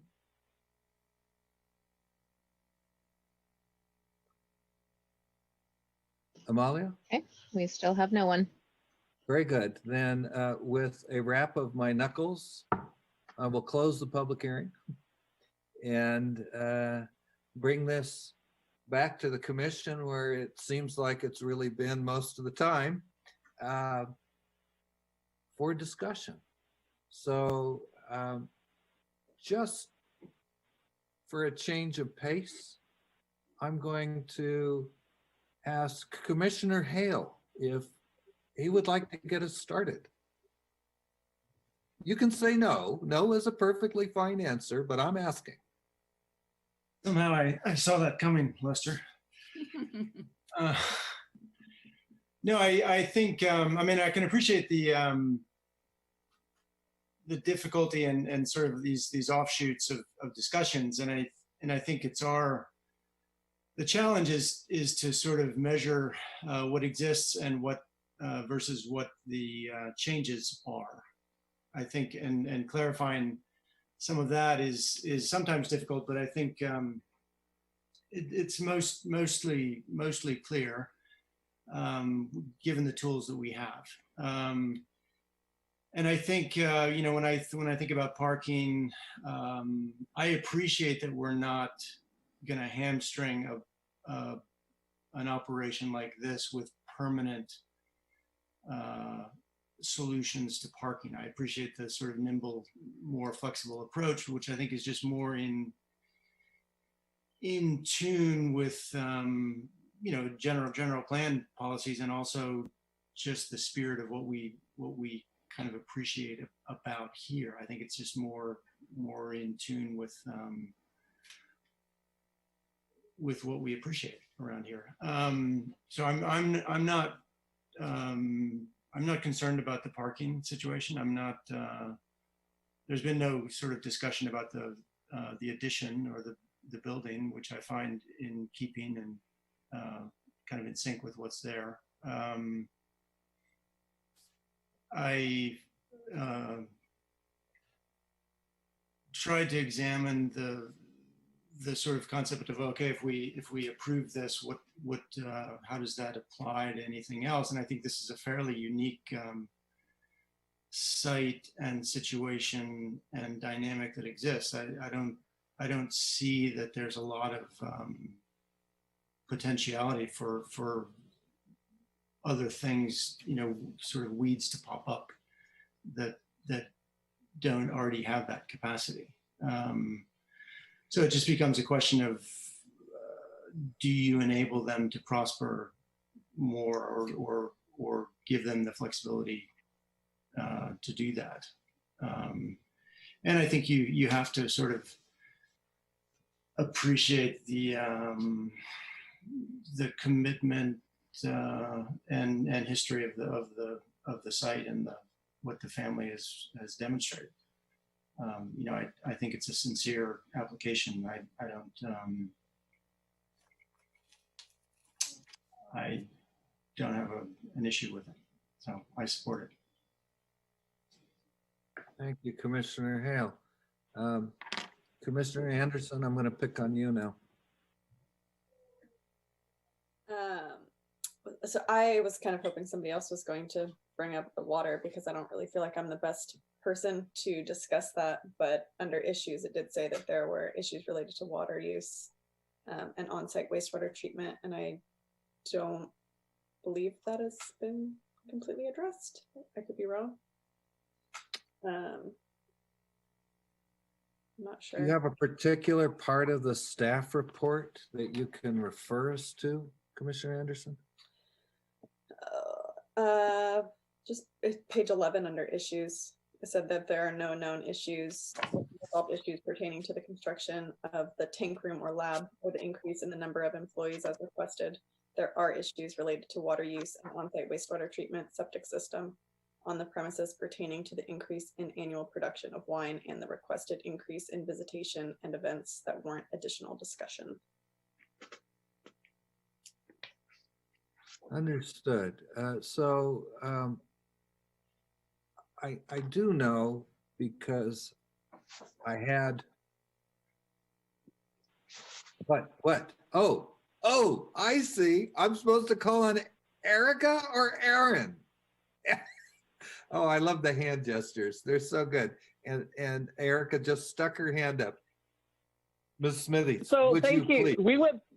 We actually have, I saw Delta Engineering actually is one of the participants, but we did go back and forth on this quite a bit, and I believe the issues are resolved via our conditions. The water, they have to meet water neutrality, which is conditioned, and the wastewater on site is handled through the county health department, and those are all addressed in the conditions, I believe 25 or 35. But there's quite a bit that Salvestrin has to meet before they get occupancy for the tasting room, and that's inspected by the county, that portion of it, for the wastewater, since it's on-site septic. Okay, thanks. I just wanted to make sure it wasn't overlooked. Oh, no, that's part of the delay of this project, was making sure we had to wait for county input on this project. Yeah.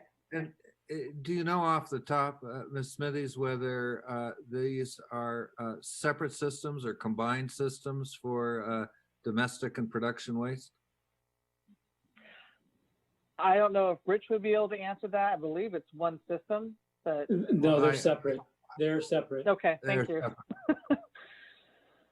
And is it, Mr. Salvestrin, do you know if for the addition, does it remain conventional septic for the production waste, or is the county requiring modification of the system? If engineered, it has to be dealt with on site, and we have right now the plan is an underground treatment tank, and then we pump it up front. We're using the small vineyard up front as the design with drip irrigation to put the liquid out, the effluent out there. So it'll be treated on site, and then the solid waste will be disposed of. Right. So is that subsurface strip then for the? No, it's not subsurface. No, it's surface. Treated water. It's above ground drip. Okay, very good. Commissioner Anderson, does that additional information address your question adequately? Yeah, that's fine. I'm not the water expert. I just wanted to make sure it said that additional discussion was warranted, and I didn't think we'd had that yet. So yeah, I think there was a fairly technical series of issues that were addressed in the months and months in which this application was in review, that had to do with how to use city water and for what. Could it be used in a way that was consistent with city regulations? And then this invokes some requirements from the County of Napa, because if city water is not being used, then if well water were being used, then it would be classified as a small public water system, and there'd be a whole additional set of requirements that the applicant would have to meet. But if the city does allow and a project does use city water for domestic purposes, for potable water purposes at the winery, then the county does not need to apply and enforce the state's public water system requirements on the applicant.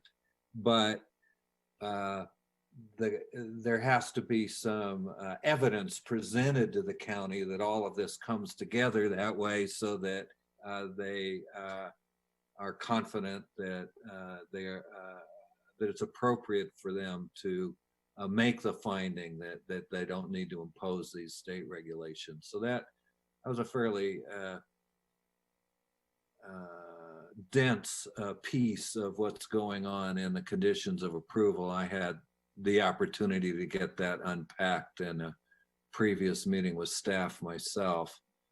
I think that's really where most of the hard work on water was done. It was it's the dual jurisdiction challenge.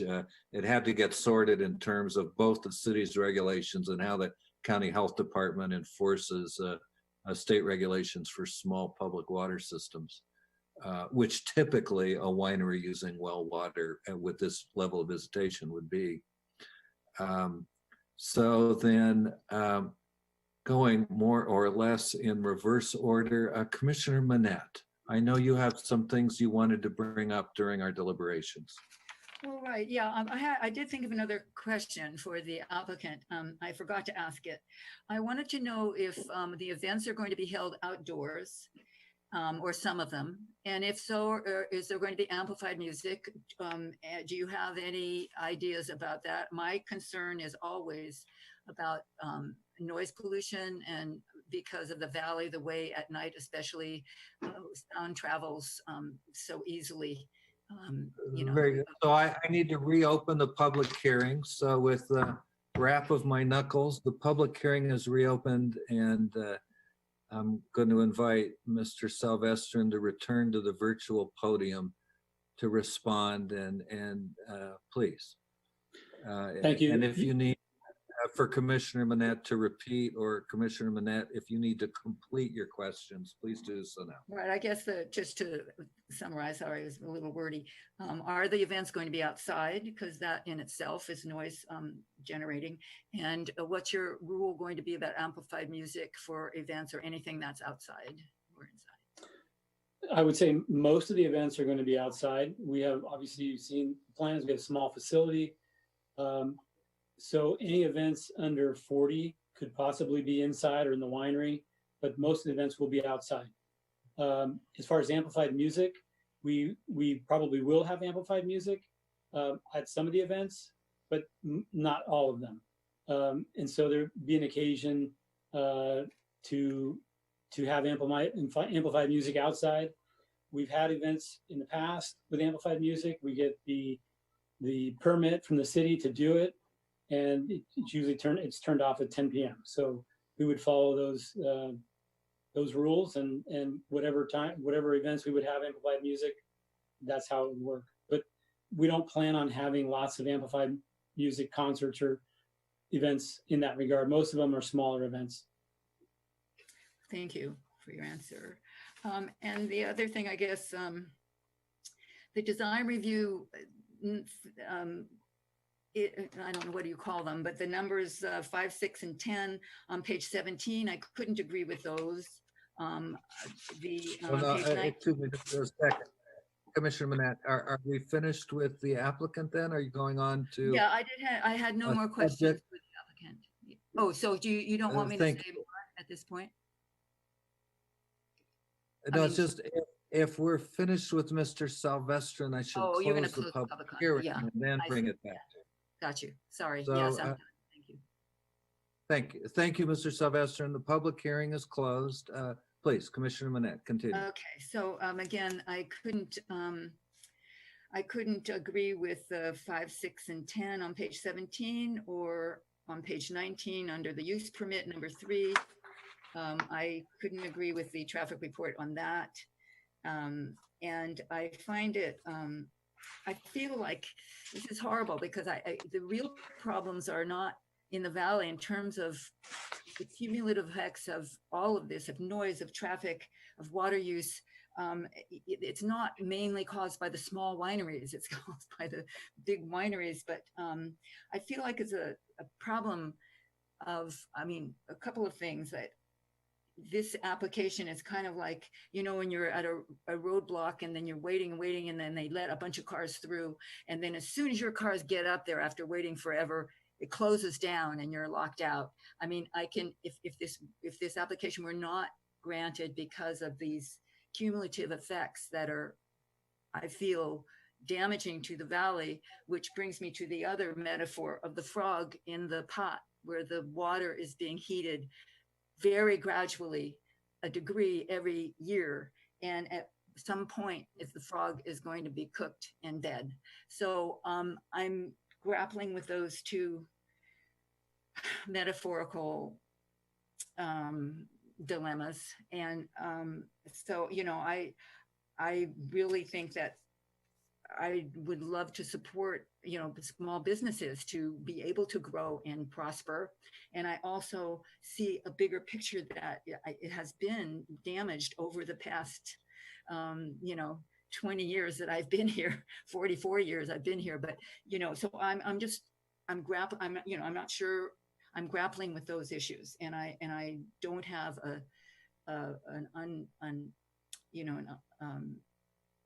just a complete feeling of, yes, let's go ahead with this. So anyway, that's where I am. I'm thinking about it still. I hate to be the guy who puts the gate down as soon as you come there after waiting so long. And I'm also worried about the frog, so. Understood. Thank you. Commissioner Pont has disappeared from my screen, but maybe that's just my screen. Commissioner Pont, are you still there? What's going on? He has reappeared. Whoa. Commissioner Pont, I'm assuming you can hear me. I can't, there, it looks like you're There. You're Am I live. back with the On living my- again? Okay. Oh, it's your turn. I'm not sure exactly what I missed from Bobby, but I'm sure the rest of you will fill me in. Anyway, are we looking? Well, yes, Lester, you're frozen. that happens sometimes. Everyone's frozen.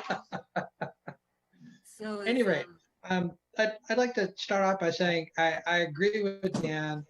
This small winery project is in almost a unique location. Are we gone again? No. well, I can hear you. I mean, access to Main Street. It doesn't come through a small local street. It has agriculture around it, ignoring the school, but it's at a good site for this kind of project. I do have some concerns. And first off, I'd like to thank staff for, adding or considering adding the condition to tie the two sites together. I think that's necessary. I'm going to also make a pitch for a couple of other things in the resolution. The resolution call for all parking during events to be on site. We don't want anybody parking on 29 for this. I would like to see one more regular parking space. The traffic analysis shows they need 8 on a regular day. Their design right now is 7 regular parking spaces and 1 handicap space.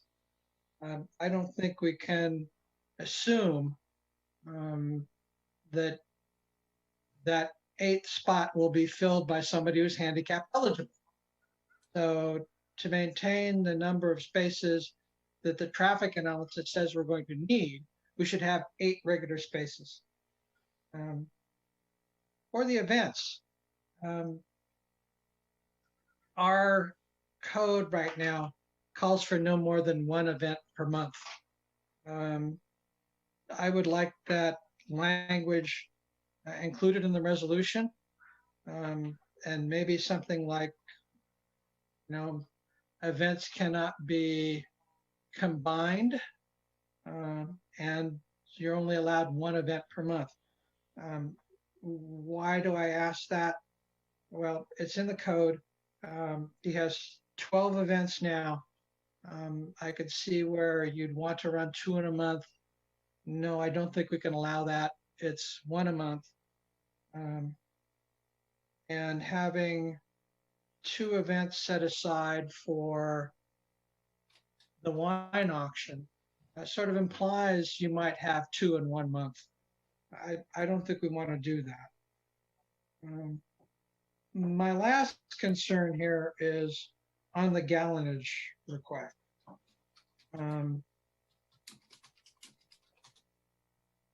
We haven't gone past the 1,000 gallons per acre mark, as far as I know, and I believe as far as our staff knows, for any of these small winery requests. So this will be the first one. And it's going quite a bit beyond the 1,000 per gallon.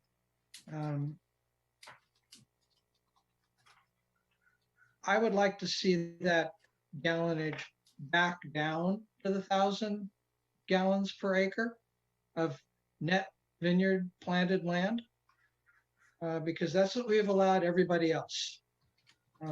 I didn't see in the presentation or in the staff report any cause that would make me believe that they should be able to go beyond that to that sort of level.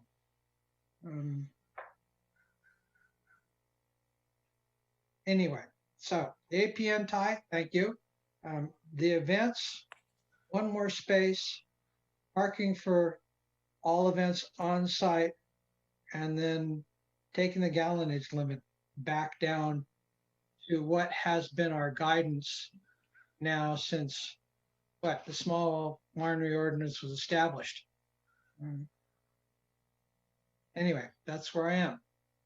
But in general, I like the project. I think it's at a fine spot for a project like this. And I'd like to hear some discussion on the items that at least I would like to see in the resolution. Staff has taken note of those items.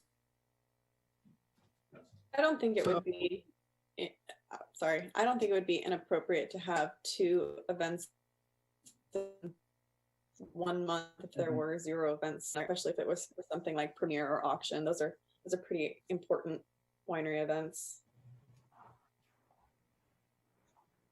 I think that was done so the small winery wouldn't get overloaded. The area around the small winery wouldn't get overloaded. And as it stands now, our code calls for only 1 a month. I could see a problem if you said, well, 2 a month's okay. Well, how about 4 a month? How about 6 a month? How about 12 in 1 month? That I see generates problems. So we should definitely stick with the code we've got, but by putting it in the resolution, you make it clear to the project proponent that this is what we've got right now, one a month.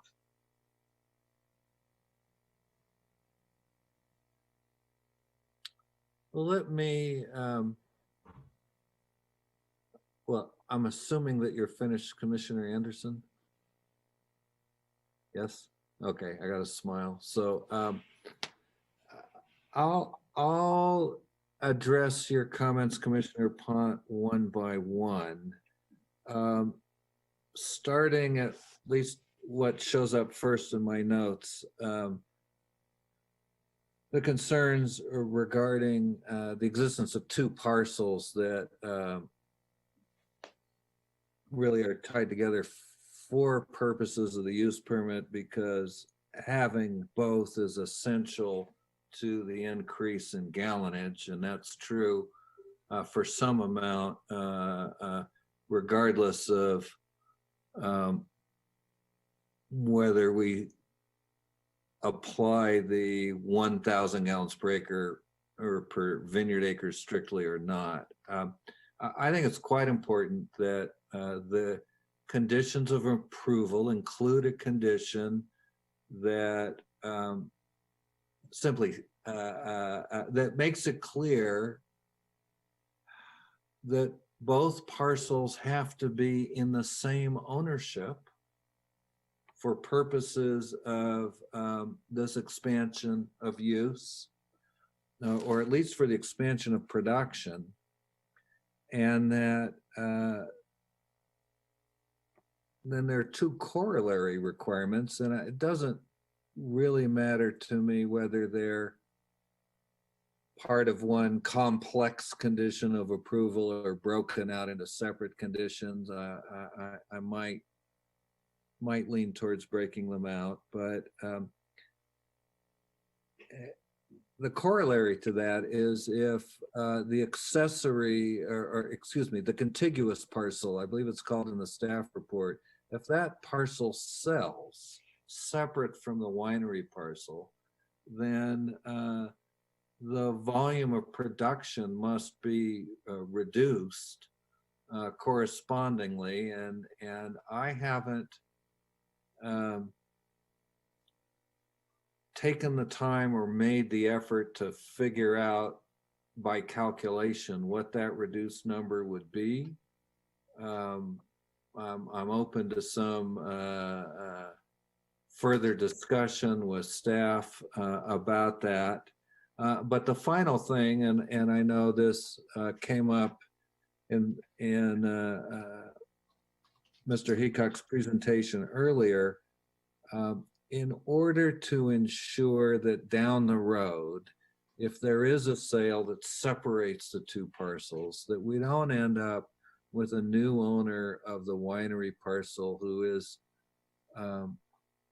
one way or another surprised to discover that their use permit has been affected by the sale itself. I do think there should be a condition that requires recordation of a covenant. And the covenant would be a covenant between the property owner and applicant and the city of St. Helena that says if the accessory parcel is, or accessory, I don't know why I keep saying that, if the contiguous parcel is sold or otherwise conveyed so that it's in separate ownership from the winery parcel, then the permitted production volume on the winery, at the winery, will be reduced too, and that number has to be filled in. And over time, it has been shown that there really is some value to making things that are connected with a use permit and tied to the particular problems of ownership of more than one parcel, getting those conditions into a covenant that's in the record of title does prevent some number of problems down the road. It's not an absolute guarantee that people won't fail to pay attention when they buy, but it definitely reduces the probability of a problem. So that's my thought on that first subject. I agree. There should be a condition that says all parking must be on site. We have a plan that shows that, but I think it needs to be spelled out because we want the applicant to understand that it's the applicant's responsibility to make sure that none of these visitors, especially at the larger events, are parking off the property. And the more people involved, frankly, the greater the risk that some will ignore even the clear and direct message from the winery owner that everyone is to park on site. It may seem gratuitous, but I think it's important to have that. I don't have a strong sentiment about an additional parking space. I tend to look at these parking need calculations as being approximate under all circumstances. But if the applicant does not object to that condition, then I will not either. And I'm looking at the screen, Mr. Salvestrin. I'm really looking for an indication from you as to whether or not you have an issue with that condition. And I will open the public hearing so that you can comment in response. I don't have an issue with that. Thank you very much. I'll close the public hearing. Since the applicant does not, I do not, I have to agree with Commissioner Pont that so long as we have an ordinance that says one event per month, then it needs to be clear in the conditions of approval that there can only be one event per month. I would not necessarily be averse to revisiting. In fact, I think inevitably at some point in our overhaul of the zoning ordinance that is in process, or at some subsequent moment, perhaps if we have to carve out winery related concerns separately, we will be revisiting the small winery ordinance. I'll state for the benefit of all who are listening that I think we have a very confusing set of policies reflected in the small winery ordinance that we have. We want, it appears, for agricultural parcels to be both agricultural and residential. And I know that part of the challenge in the past is the fact that within the city limits, agricultural areas and residential areas are intertwined in ways that elevate concerns about the impacts of small wineries on neighbors. At the same time, we have right to farm policies in place that are there to basically inform residents that they have to accept the impacts that come with farming. And from my perspective,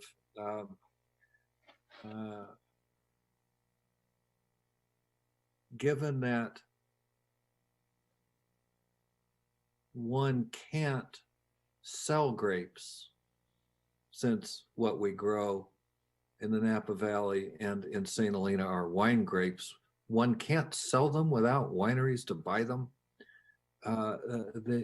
The enterprise of agriculture here and the business of wine production, they're inextricably interlinked. So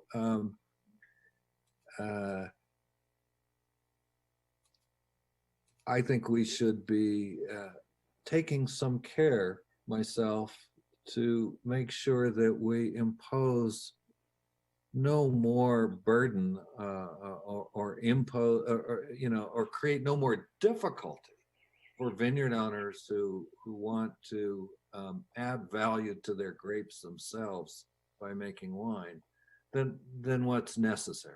And my instincts tell me that our current ordinance makes it more difficult than it should. That said, the ordinance we have is the ordinance we need to enforce. And I believe for a long time that when a particular application presents us with circumstances that make us uncomfortable one way or another, in such a way that we want to allow or prohibit something either that the ordinance prohibits or in fact allows, that what that really speaks to is the need to change the ordinance, and that the applicant and the application should always be processed under the ordinance that we have.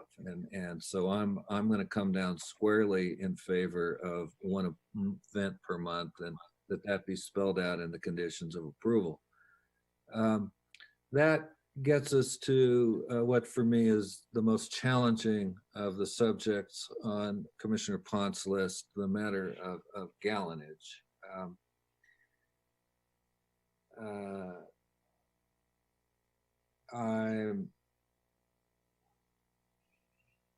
I'm not sure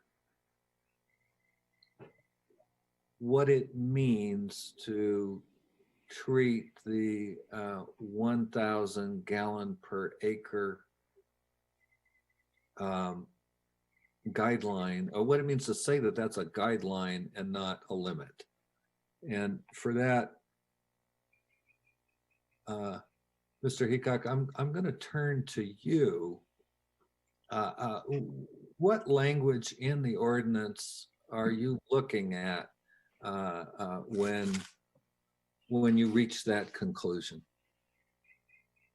Bear with me one moment.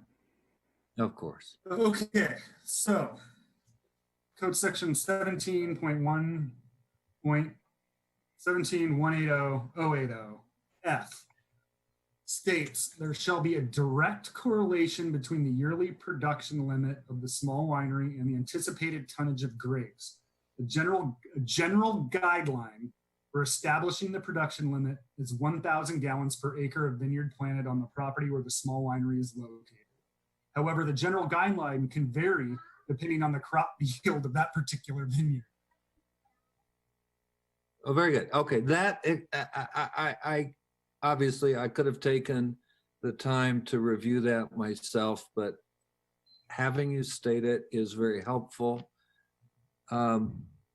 So I'm going to use my four-fingered gavel, reopen the public hearing so that I can ask the applicant a question. Mr. Salvestrin, the 20,000 gallon level of production you've applied for, how does that relate to the tonnage that you expect to harvest from your vineyard there? Well, it gives us flexibility, and it gives us the ability to, in years where we're low, we could bring in 15% of that number to offset what we might be low on. It just gives us a little more room for utilizing fruit from another vineyard that we operate in northern St. Helena. So it's about processing fruit that we grow from another vineyard. So maybe I should have framed the question a bit differently. I'm just trying to understand better in relation to what we have in our ordinance. How many tons of grapes are you harvesting from the two parcels that are referenced in the staff report? Well, we've had redevelopment going on over the last several years, so we're not at full production currently. But what's your estimate of full production? Yeah, we're harvesting between 70 and 80 tons. And at full production, what do you estimate? Probably 85 to 90.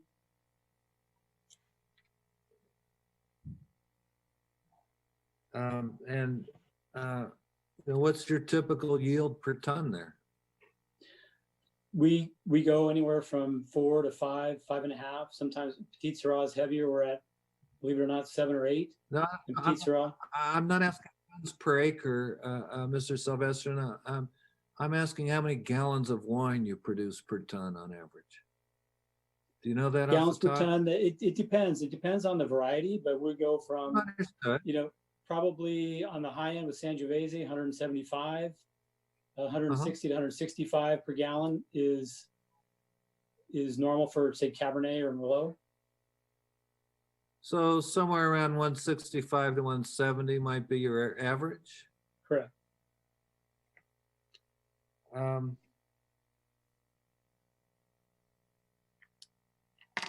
So bear with me a second while I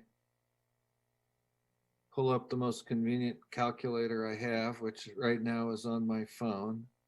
So if I take 170 gallons per ton and I multiply that by 90 tons, I'm at 15,300 gallons, which I don't know, might serve in an anecdotal sort of way as affirmation of the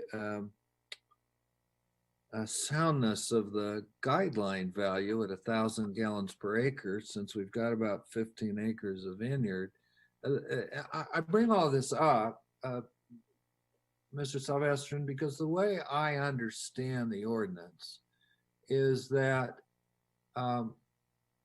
the volume of production is to be tied, a volume of production in gallons from the winery is to be tied to the volume of fruit grown in the vineyard. And the 1,000 gallons per acre rule of thumb is a guideline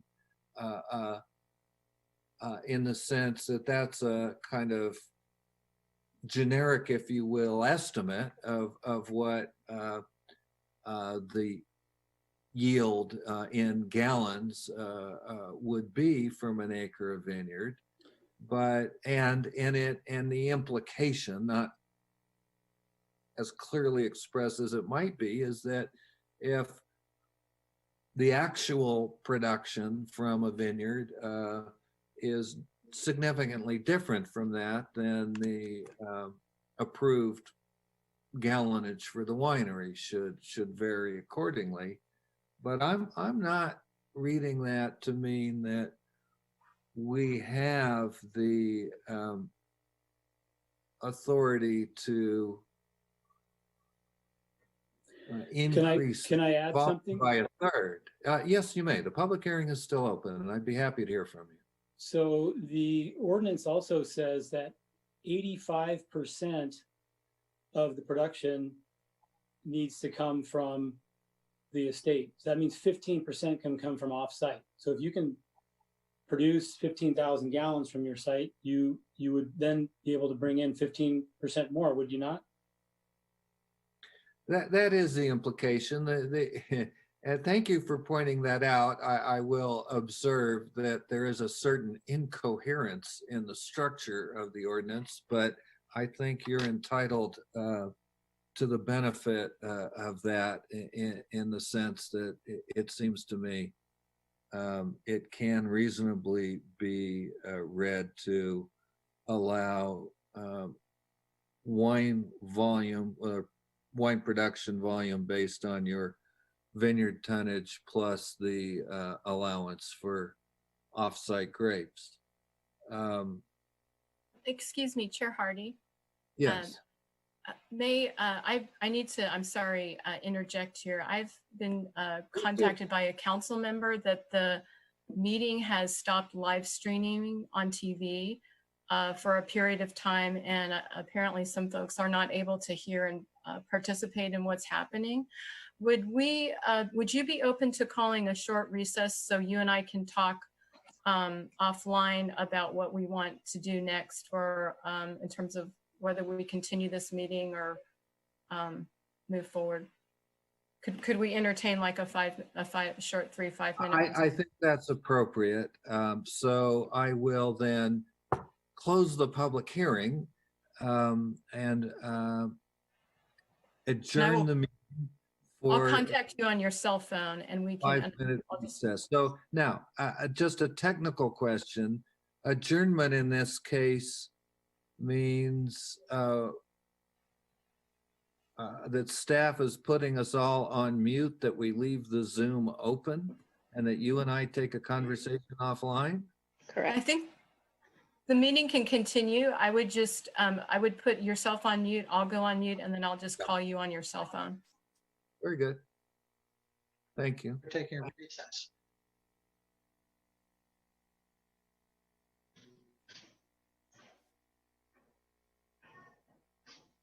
So we'll say a recess until 8:13.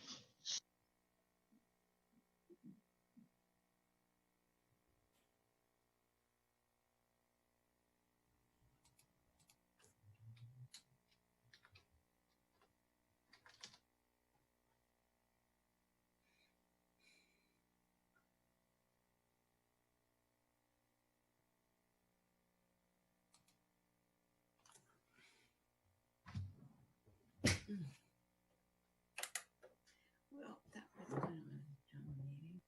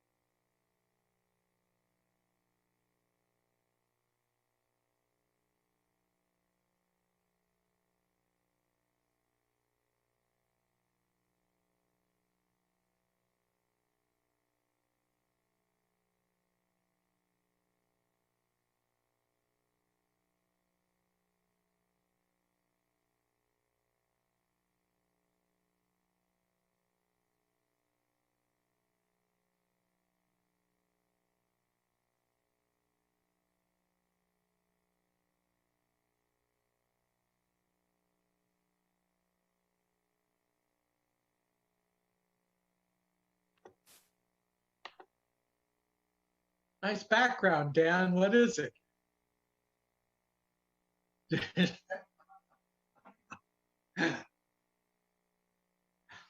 Yeah, you're doing well too, Autumn.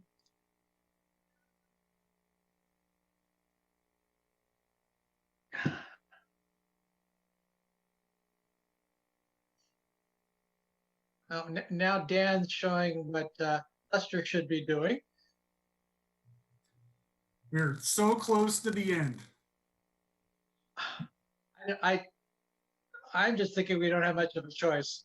If it's not live streaming, we don't have a public meeting. If we don't have a public meeting, we can't act. The people I already said they get to go to the next commission on July 7th. They're not going to be happy. Well, you don't have to repeat everything, do we? We're right here at the end. We have to open public hearing. Do we have to take? We don't have to hear the staff report again, do we?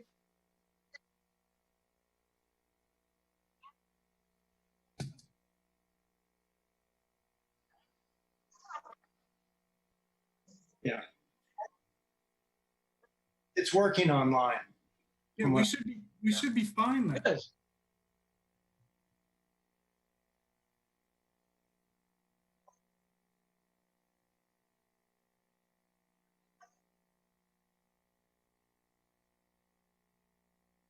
Not everybody even has Comcast. I mean, a lot of people have AT&T DirecTV, so I don't even know why that's an issue. I'm ready to call the meeting back to order. Do I have all of the commission here? I'm here, but there's no picture.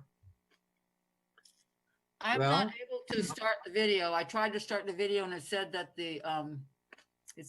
oh, I can do it now. All right, hold on. It knows that you're chewing. I'm sorry. Okay, I'll wait for Commissioner there. Okay, I can see Commissioner. There you go.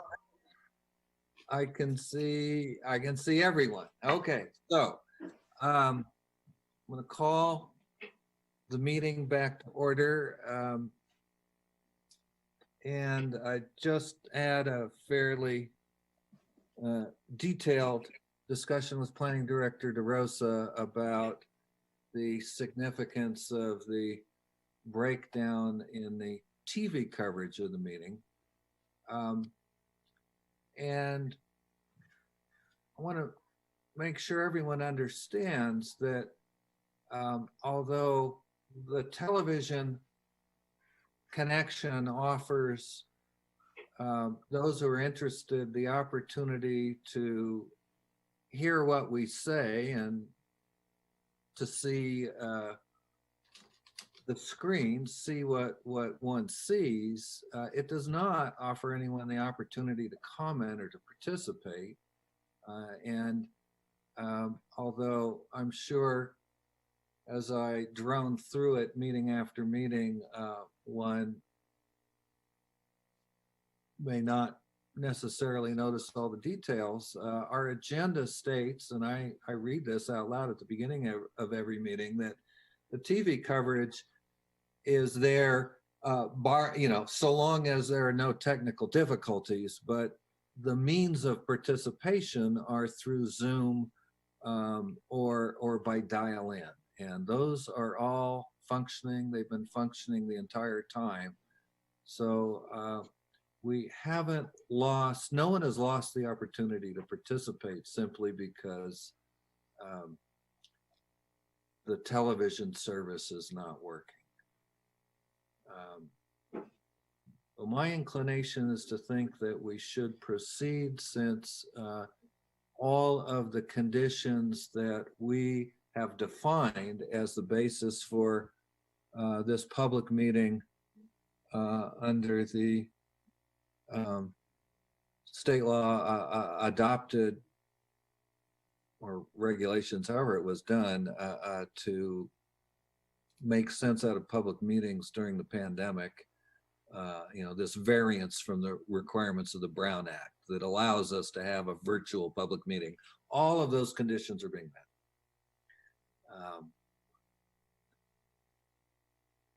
But that's my view.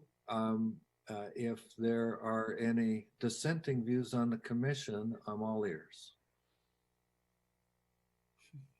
If not, then I suggest that we return to our deliberations, and I believe I was wrestling with the subject of gallonage, and Mr. Salvestrin had thoughtfully reminded me that at the same time the ordinance states that production shall be limited to basically the grape production from the vineyard. It also states the requirement that 85% of the wine be produced from those grapes. And see,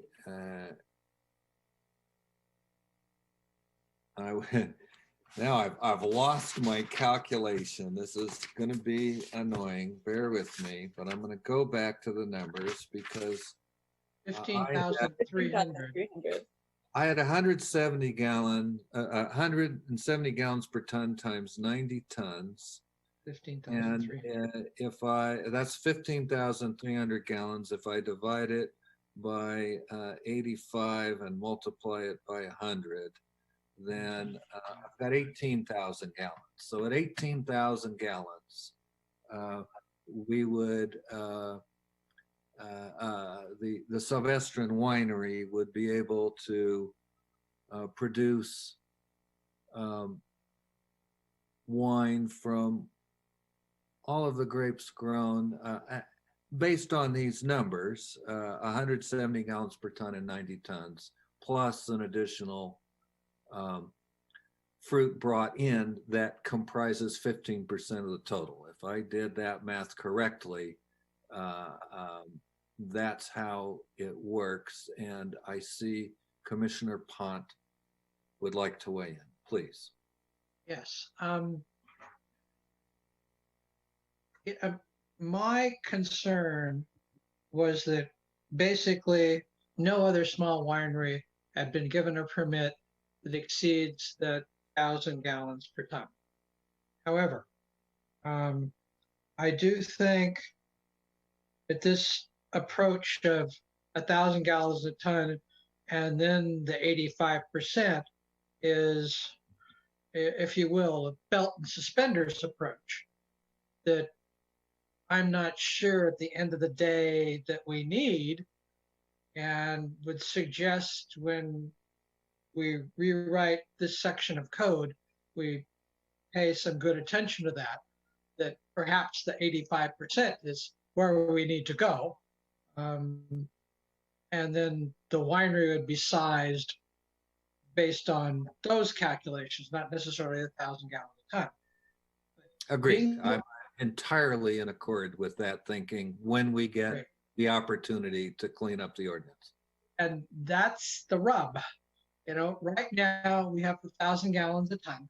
I realize it's a guideline, but if nobody else has exceeded that, if we have awarded no permits to exceed that, I kind of think it operates as more than a guideline.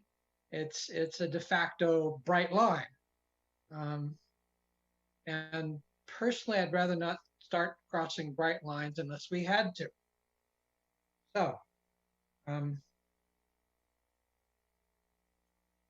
I think I can be persuaded that, 18,000 gallons is a reasonable number. But we've got the rules that we've got, as the chair said, and I'd like to stick to them. Understood. And I took that message to heart, Commissioner Pont, and that's why I asked Mr. Heacock to read the ordinance out loud. And it seems to me that the ordinance ties the volume of production to the vineyard production, and that 1,000 gallons per acre is a guideline for how one calculates. And that's a guideline because it recognizes, and here this is impliedly, but I think this is this is how I read and understand the ordinance, and I think it makes sense this way. It allows for the possibility that the actual number is different. I have gone beyond that in response to the applicant's observation that the same ordinance also limits the volume of outside fruit used in the wine made at the winery to 15% of the total volume. There may be more than one way to reconcile these two different parts of the ordinance. But it seems pretty clear to me that if we say that what that means is you can only make as much wine as your vineyard will produce, but you can bring in some outside fruit if you don't want to use all of the fruit from your own vineyard, well, then you can you can reconcile it that way. But I don't think that, given the ambiguity of the ordinance, I don't think that conclusion is compelled. And I'm personally in favor of reconciling those terms by making them additive. That's just my approach. There will either be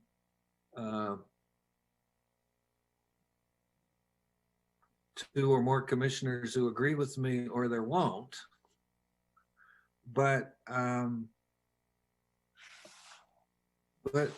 for me, that is the right answer. Again, please go ahead. Being that I would like to see the ordinance move towards an additive approach. I would certainly have I would have some problems exceeding what we have now. On the other hand, you could look at it that we'd be changing this entire within a year. I just don't want to start off a series where every small winery then comes in and says, well, you gave Salvestrin 15% over. I want 20% over. I want 25% over. I want 35% over. Well, that's precisely why I've tied it to the 15% allowance that's in the ordinance. It's there. The approach I'm taking is concrete, and certainly it suggests that we should be prepared to do the same for anyone else, but I don't see it as a basis for doing more for anyone else. All right. Under those conditions, I'll withdraw my request on gallonage from the list, particularly since I want to defend on the 85%, and I realize it's difficult for a small agricultural producer of any sort to operate within limits that are under what they can produce. So for staff clarification, have we settled on gallons per year? Well, two of us have. I think John Pont and I agree that 18,000 gallons is an amount consistent with the ordinances I have proposed we read it. Thank you. And if I could, go. Commissioner Hale. Just to interject, because they've got 18, combined, they've got 18 and a half acres here, right? 18 and a half acres of property that isn't taken up buildings. Right. But I think if the concern is what we're passing down the road in terms of what other people can do, and you apply the sort of, if somebody else has 18 acres, I mean, there's nothing to say that the Salvestrins don't convert more to grapeland. You know, and the way it's written in the staff report, you know, by the strict 1,000 an acre, you'd be at 18 and a half, 18,570. And then it seems to me it would be a safe refuge to base it on the parcel. And I mean, that could make sense to me, you know, and then if you add the 15%, you're over 20, but I'm not sure that the weight of, or that it's not just sort of arbitrary, that unless you've made a strong enough argument for why not to do it.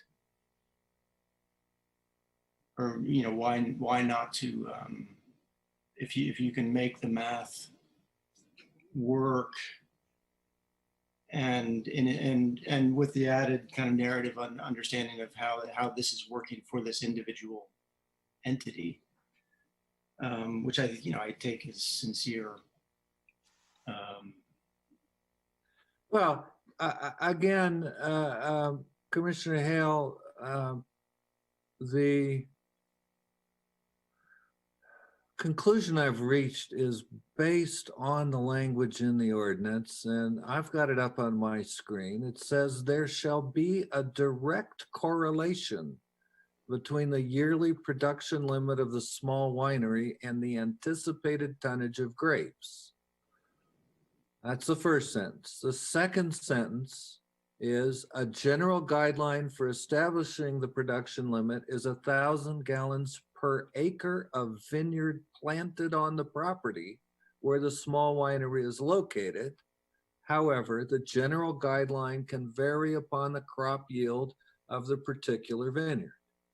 So it's not about parcel size. It's very clear that the requirement is to tie the winery production volume to the vineyard yield, the actual yield or projected yield in the case of a vineyard that's being replanted or is not yet planted.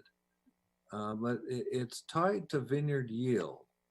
And then the guideline is 1,000 gallons per acre of vineyard planted.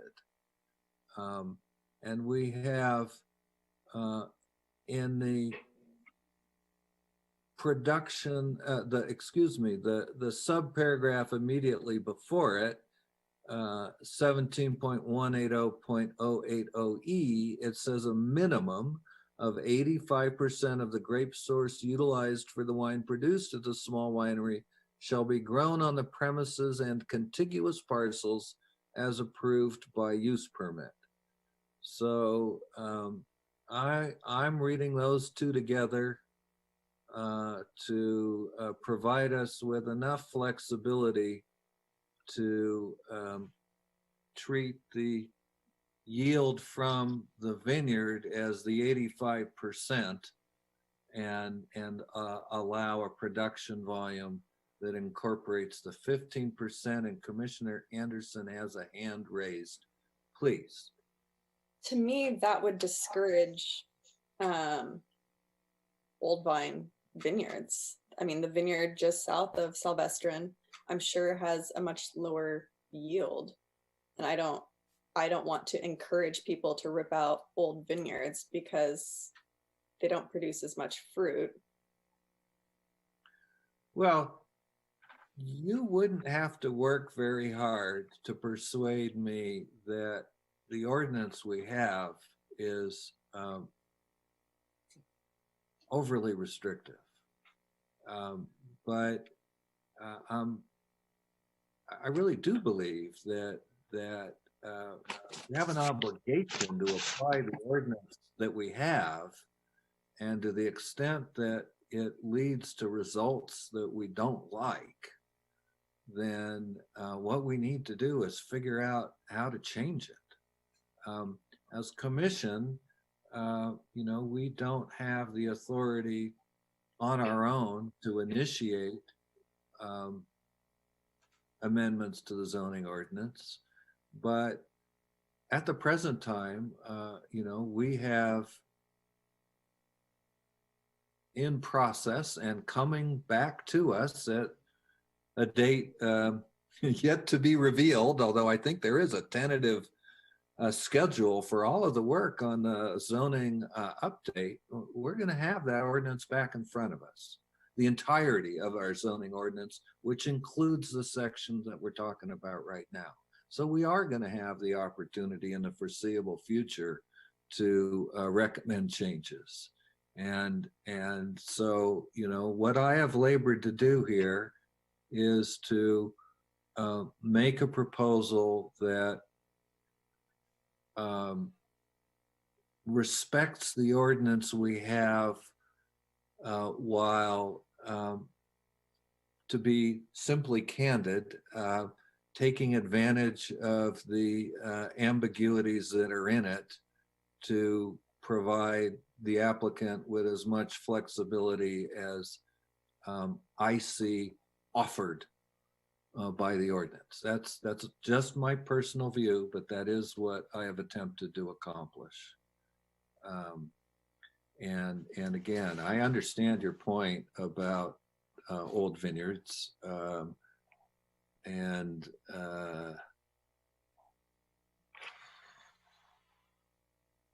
as I say, I would love to see a different approach, but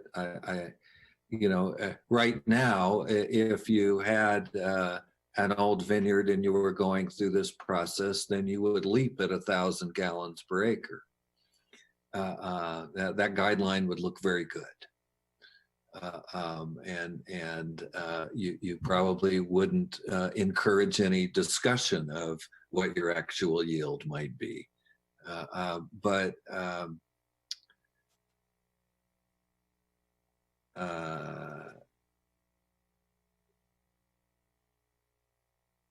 in this case,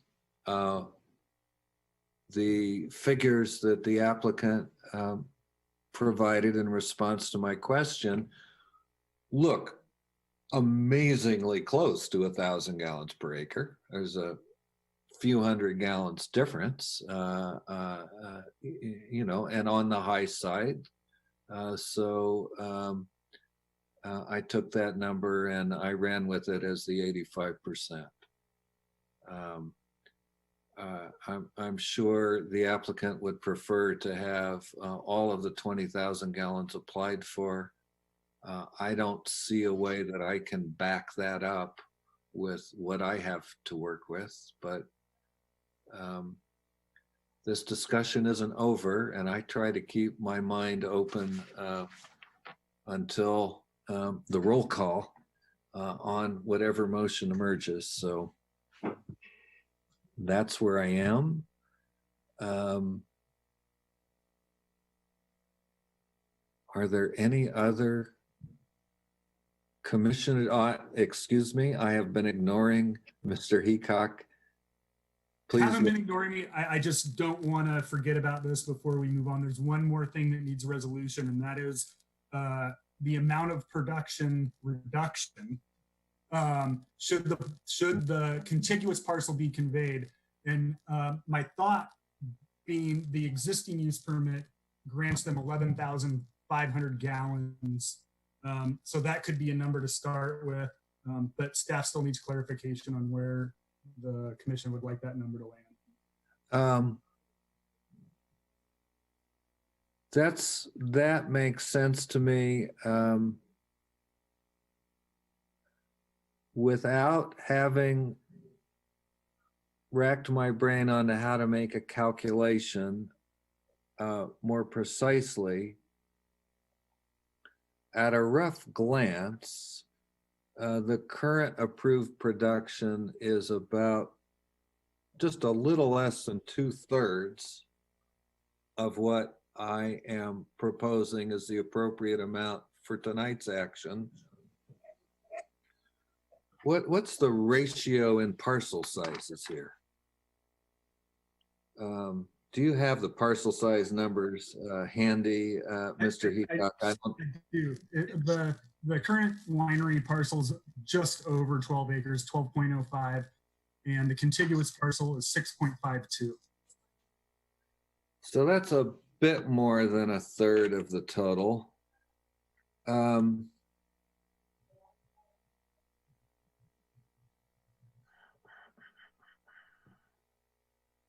Which means that the winery parcel is a bit less than 2/3. So I think just as a matter of ratios, using the existing number is on the whole about as favorable an approach as we can back up. At this point, given that we're chewing on a rather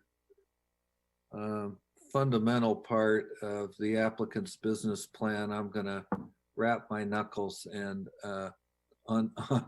on the desk here and invite the applicant to say anything that he wishes pursuant to this discussion. Well, thank you for bringing me back in. I guess I have myself to blame a little bit, because the reason we have an ordinance at all is our first application for a winery back in '96, and then our second revision in 2000 and 2001, there was no winery ordinance. And so as a result of what we did, asking for a winery on an A20 zoning, the city developed an ordinance. And so here we are. But I agree with your calculation, and I think it's fair. And I'm happy to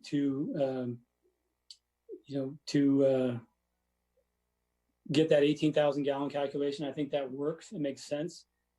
And I agree, because I think the number is, when that number of 1,000 gallons per acre was developed, it was kind of arbitrary. And I think the idea, the intent was originally to tie winery production size to parcel size. And so, if you look at it, does it really matter if you have 12 acres and a little bit is in building or building coverage? Is it really that much, can make that much of a difference to have 12,000 gallons or 11,500 or 18,000 to 15,000? Or, I mean, it's really not that much of a difference in the grand scheme of things. I mean, we're looking at also, the entire project and what we're trying to do on site, and does it fit the parcel? I mean, we have a winery next door which fully support that, but they're doing 75,000 gallons on 2 acres. It's a commercial zone property, but they have much bigger visitation and things like that. So does it really fit the property? I believe it does. And does 18,000 versus 20,000 really make that much difference on the amount of acreage we have in total? We probably, when this ordinance gets revisited, we need to look at that and figure out what makes sense as far as coming up with an arbitrary number. I agree, when we did this originally, tying winery production size to parcel size for smaller parcels makes sense, especially in the city where you have neighbors and there's impacts because of that. So the smaller the parcel size, obviously the closer your neighbors are. And in this particular situation, our neighbors are agriculture and a high school, which we've worked well with for years. In fact, the school uses a small corner block of vineyard as a classroom education block. They come over with their ag class and they prune the vines, work in the vineyard, that sort of thing. So we've been sharing that with the school. So we're good neighbors with them. And so anyway, I think that, if this is going to be changed, it needs to be, I don't think a few thousand gallons one way or the other really makes a difference on a parcel that has the ability to handle that production space and the effluent as well. So I mean, I'm happy with the calculation you came up with, Lester. And, I'm happy to compromise to that for now.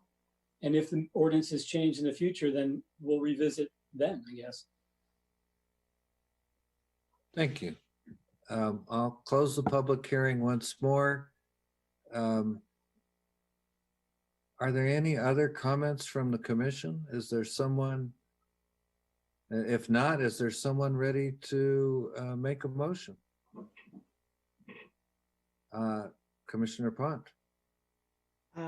I would move that we find the project exempt from CEQA, that we accept the required findings and approve the use permit, and that the conditions of approval and the resolution be altered as discussed to include the APN tie, the gallonage limit of 18,000,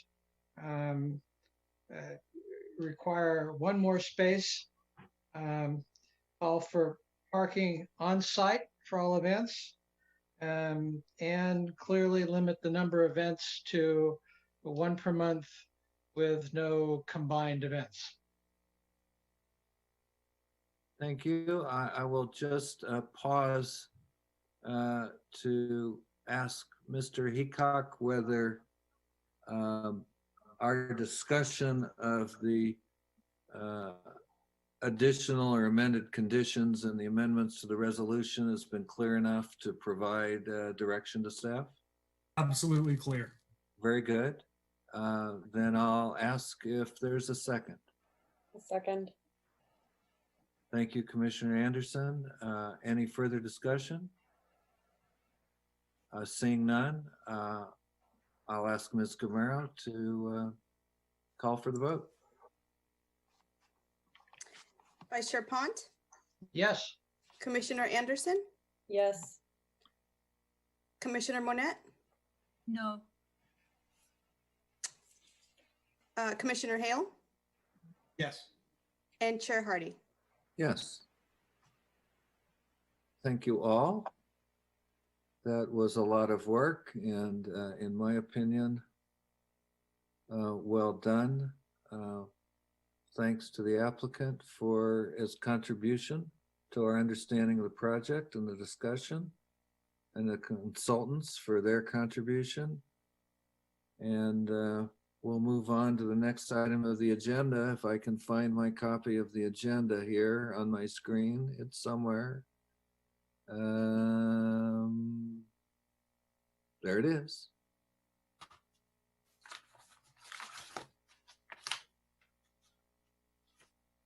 Okay, item 6, scheduled matters. We have one, department reports. Are there any reports from staff? Well, we do have a notable anniversary to recognize today. This is Senior Planner Heacock's 6th anniversary with the city of St. Helena. So just happens to land on Planning Commission. What a fitting. So thank you, Aaron, for your service. And I really appreciate working with you. You're an excellent addition to the city and we're very lucky to have you. So I wanted to make those words known. And related to other business, we are looking to have 2 meetings in July. So be watching for agenda packets to be coming out at the normal time. But I did want to let you know we are working on cases for July. And that concludes my report. Thank you. Any other staff reports? I'm going to vary from a commission custom, sort of borrow from the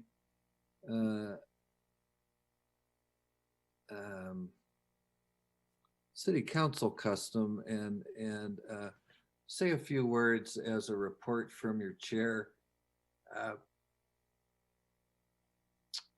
I've been thinking as most, perhaps all of us have now for some weeks about the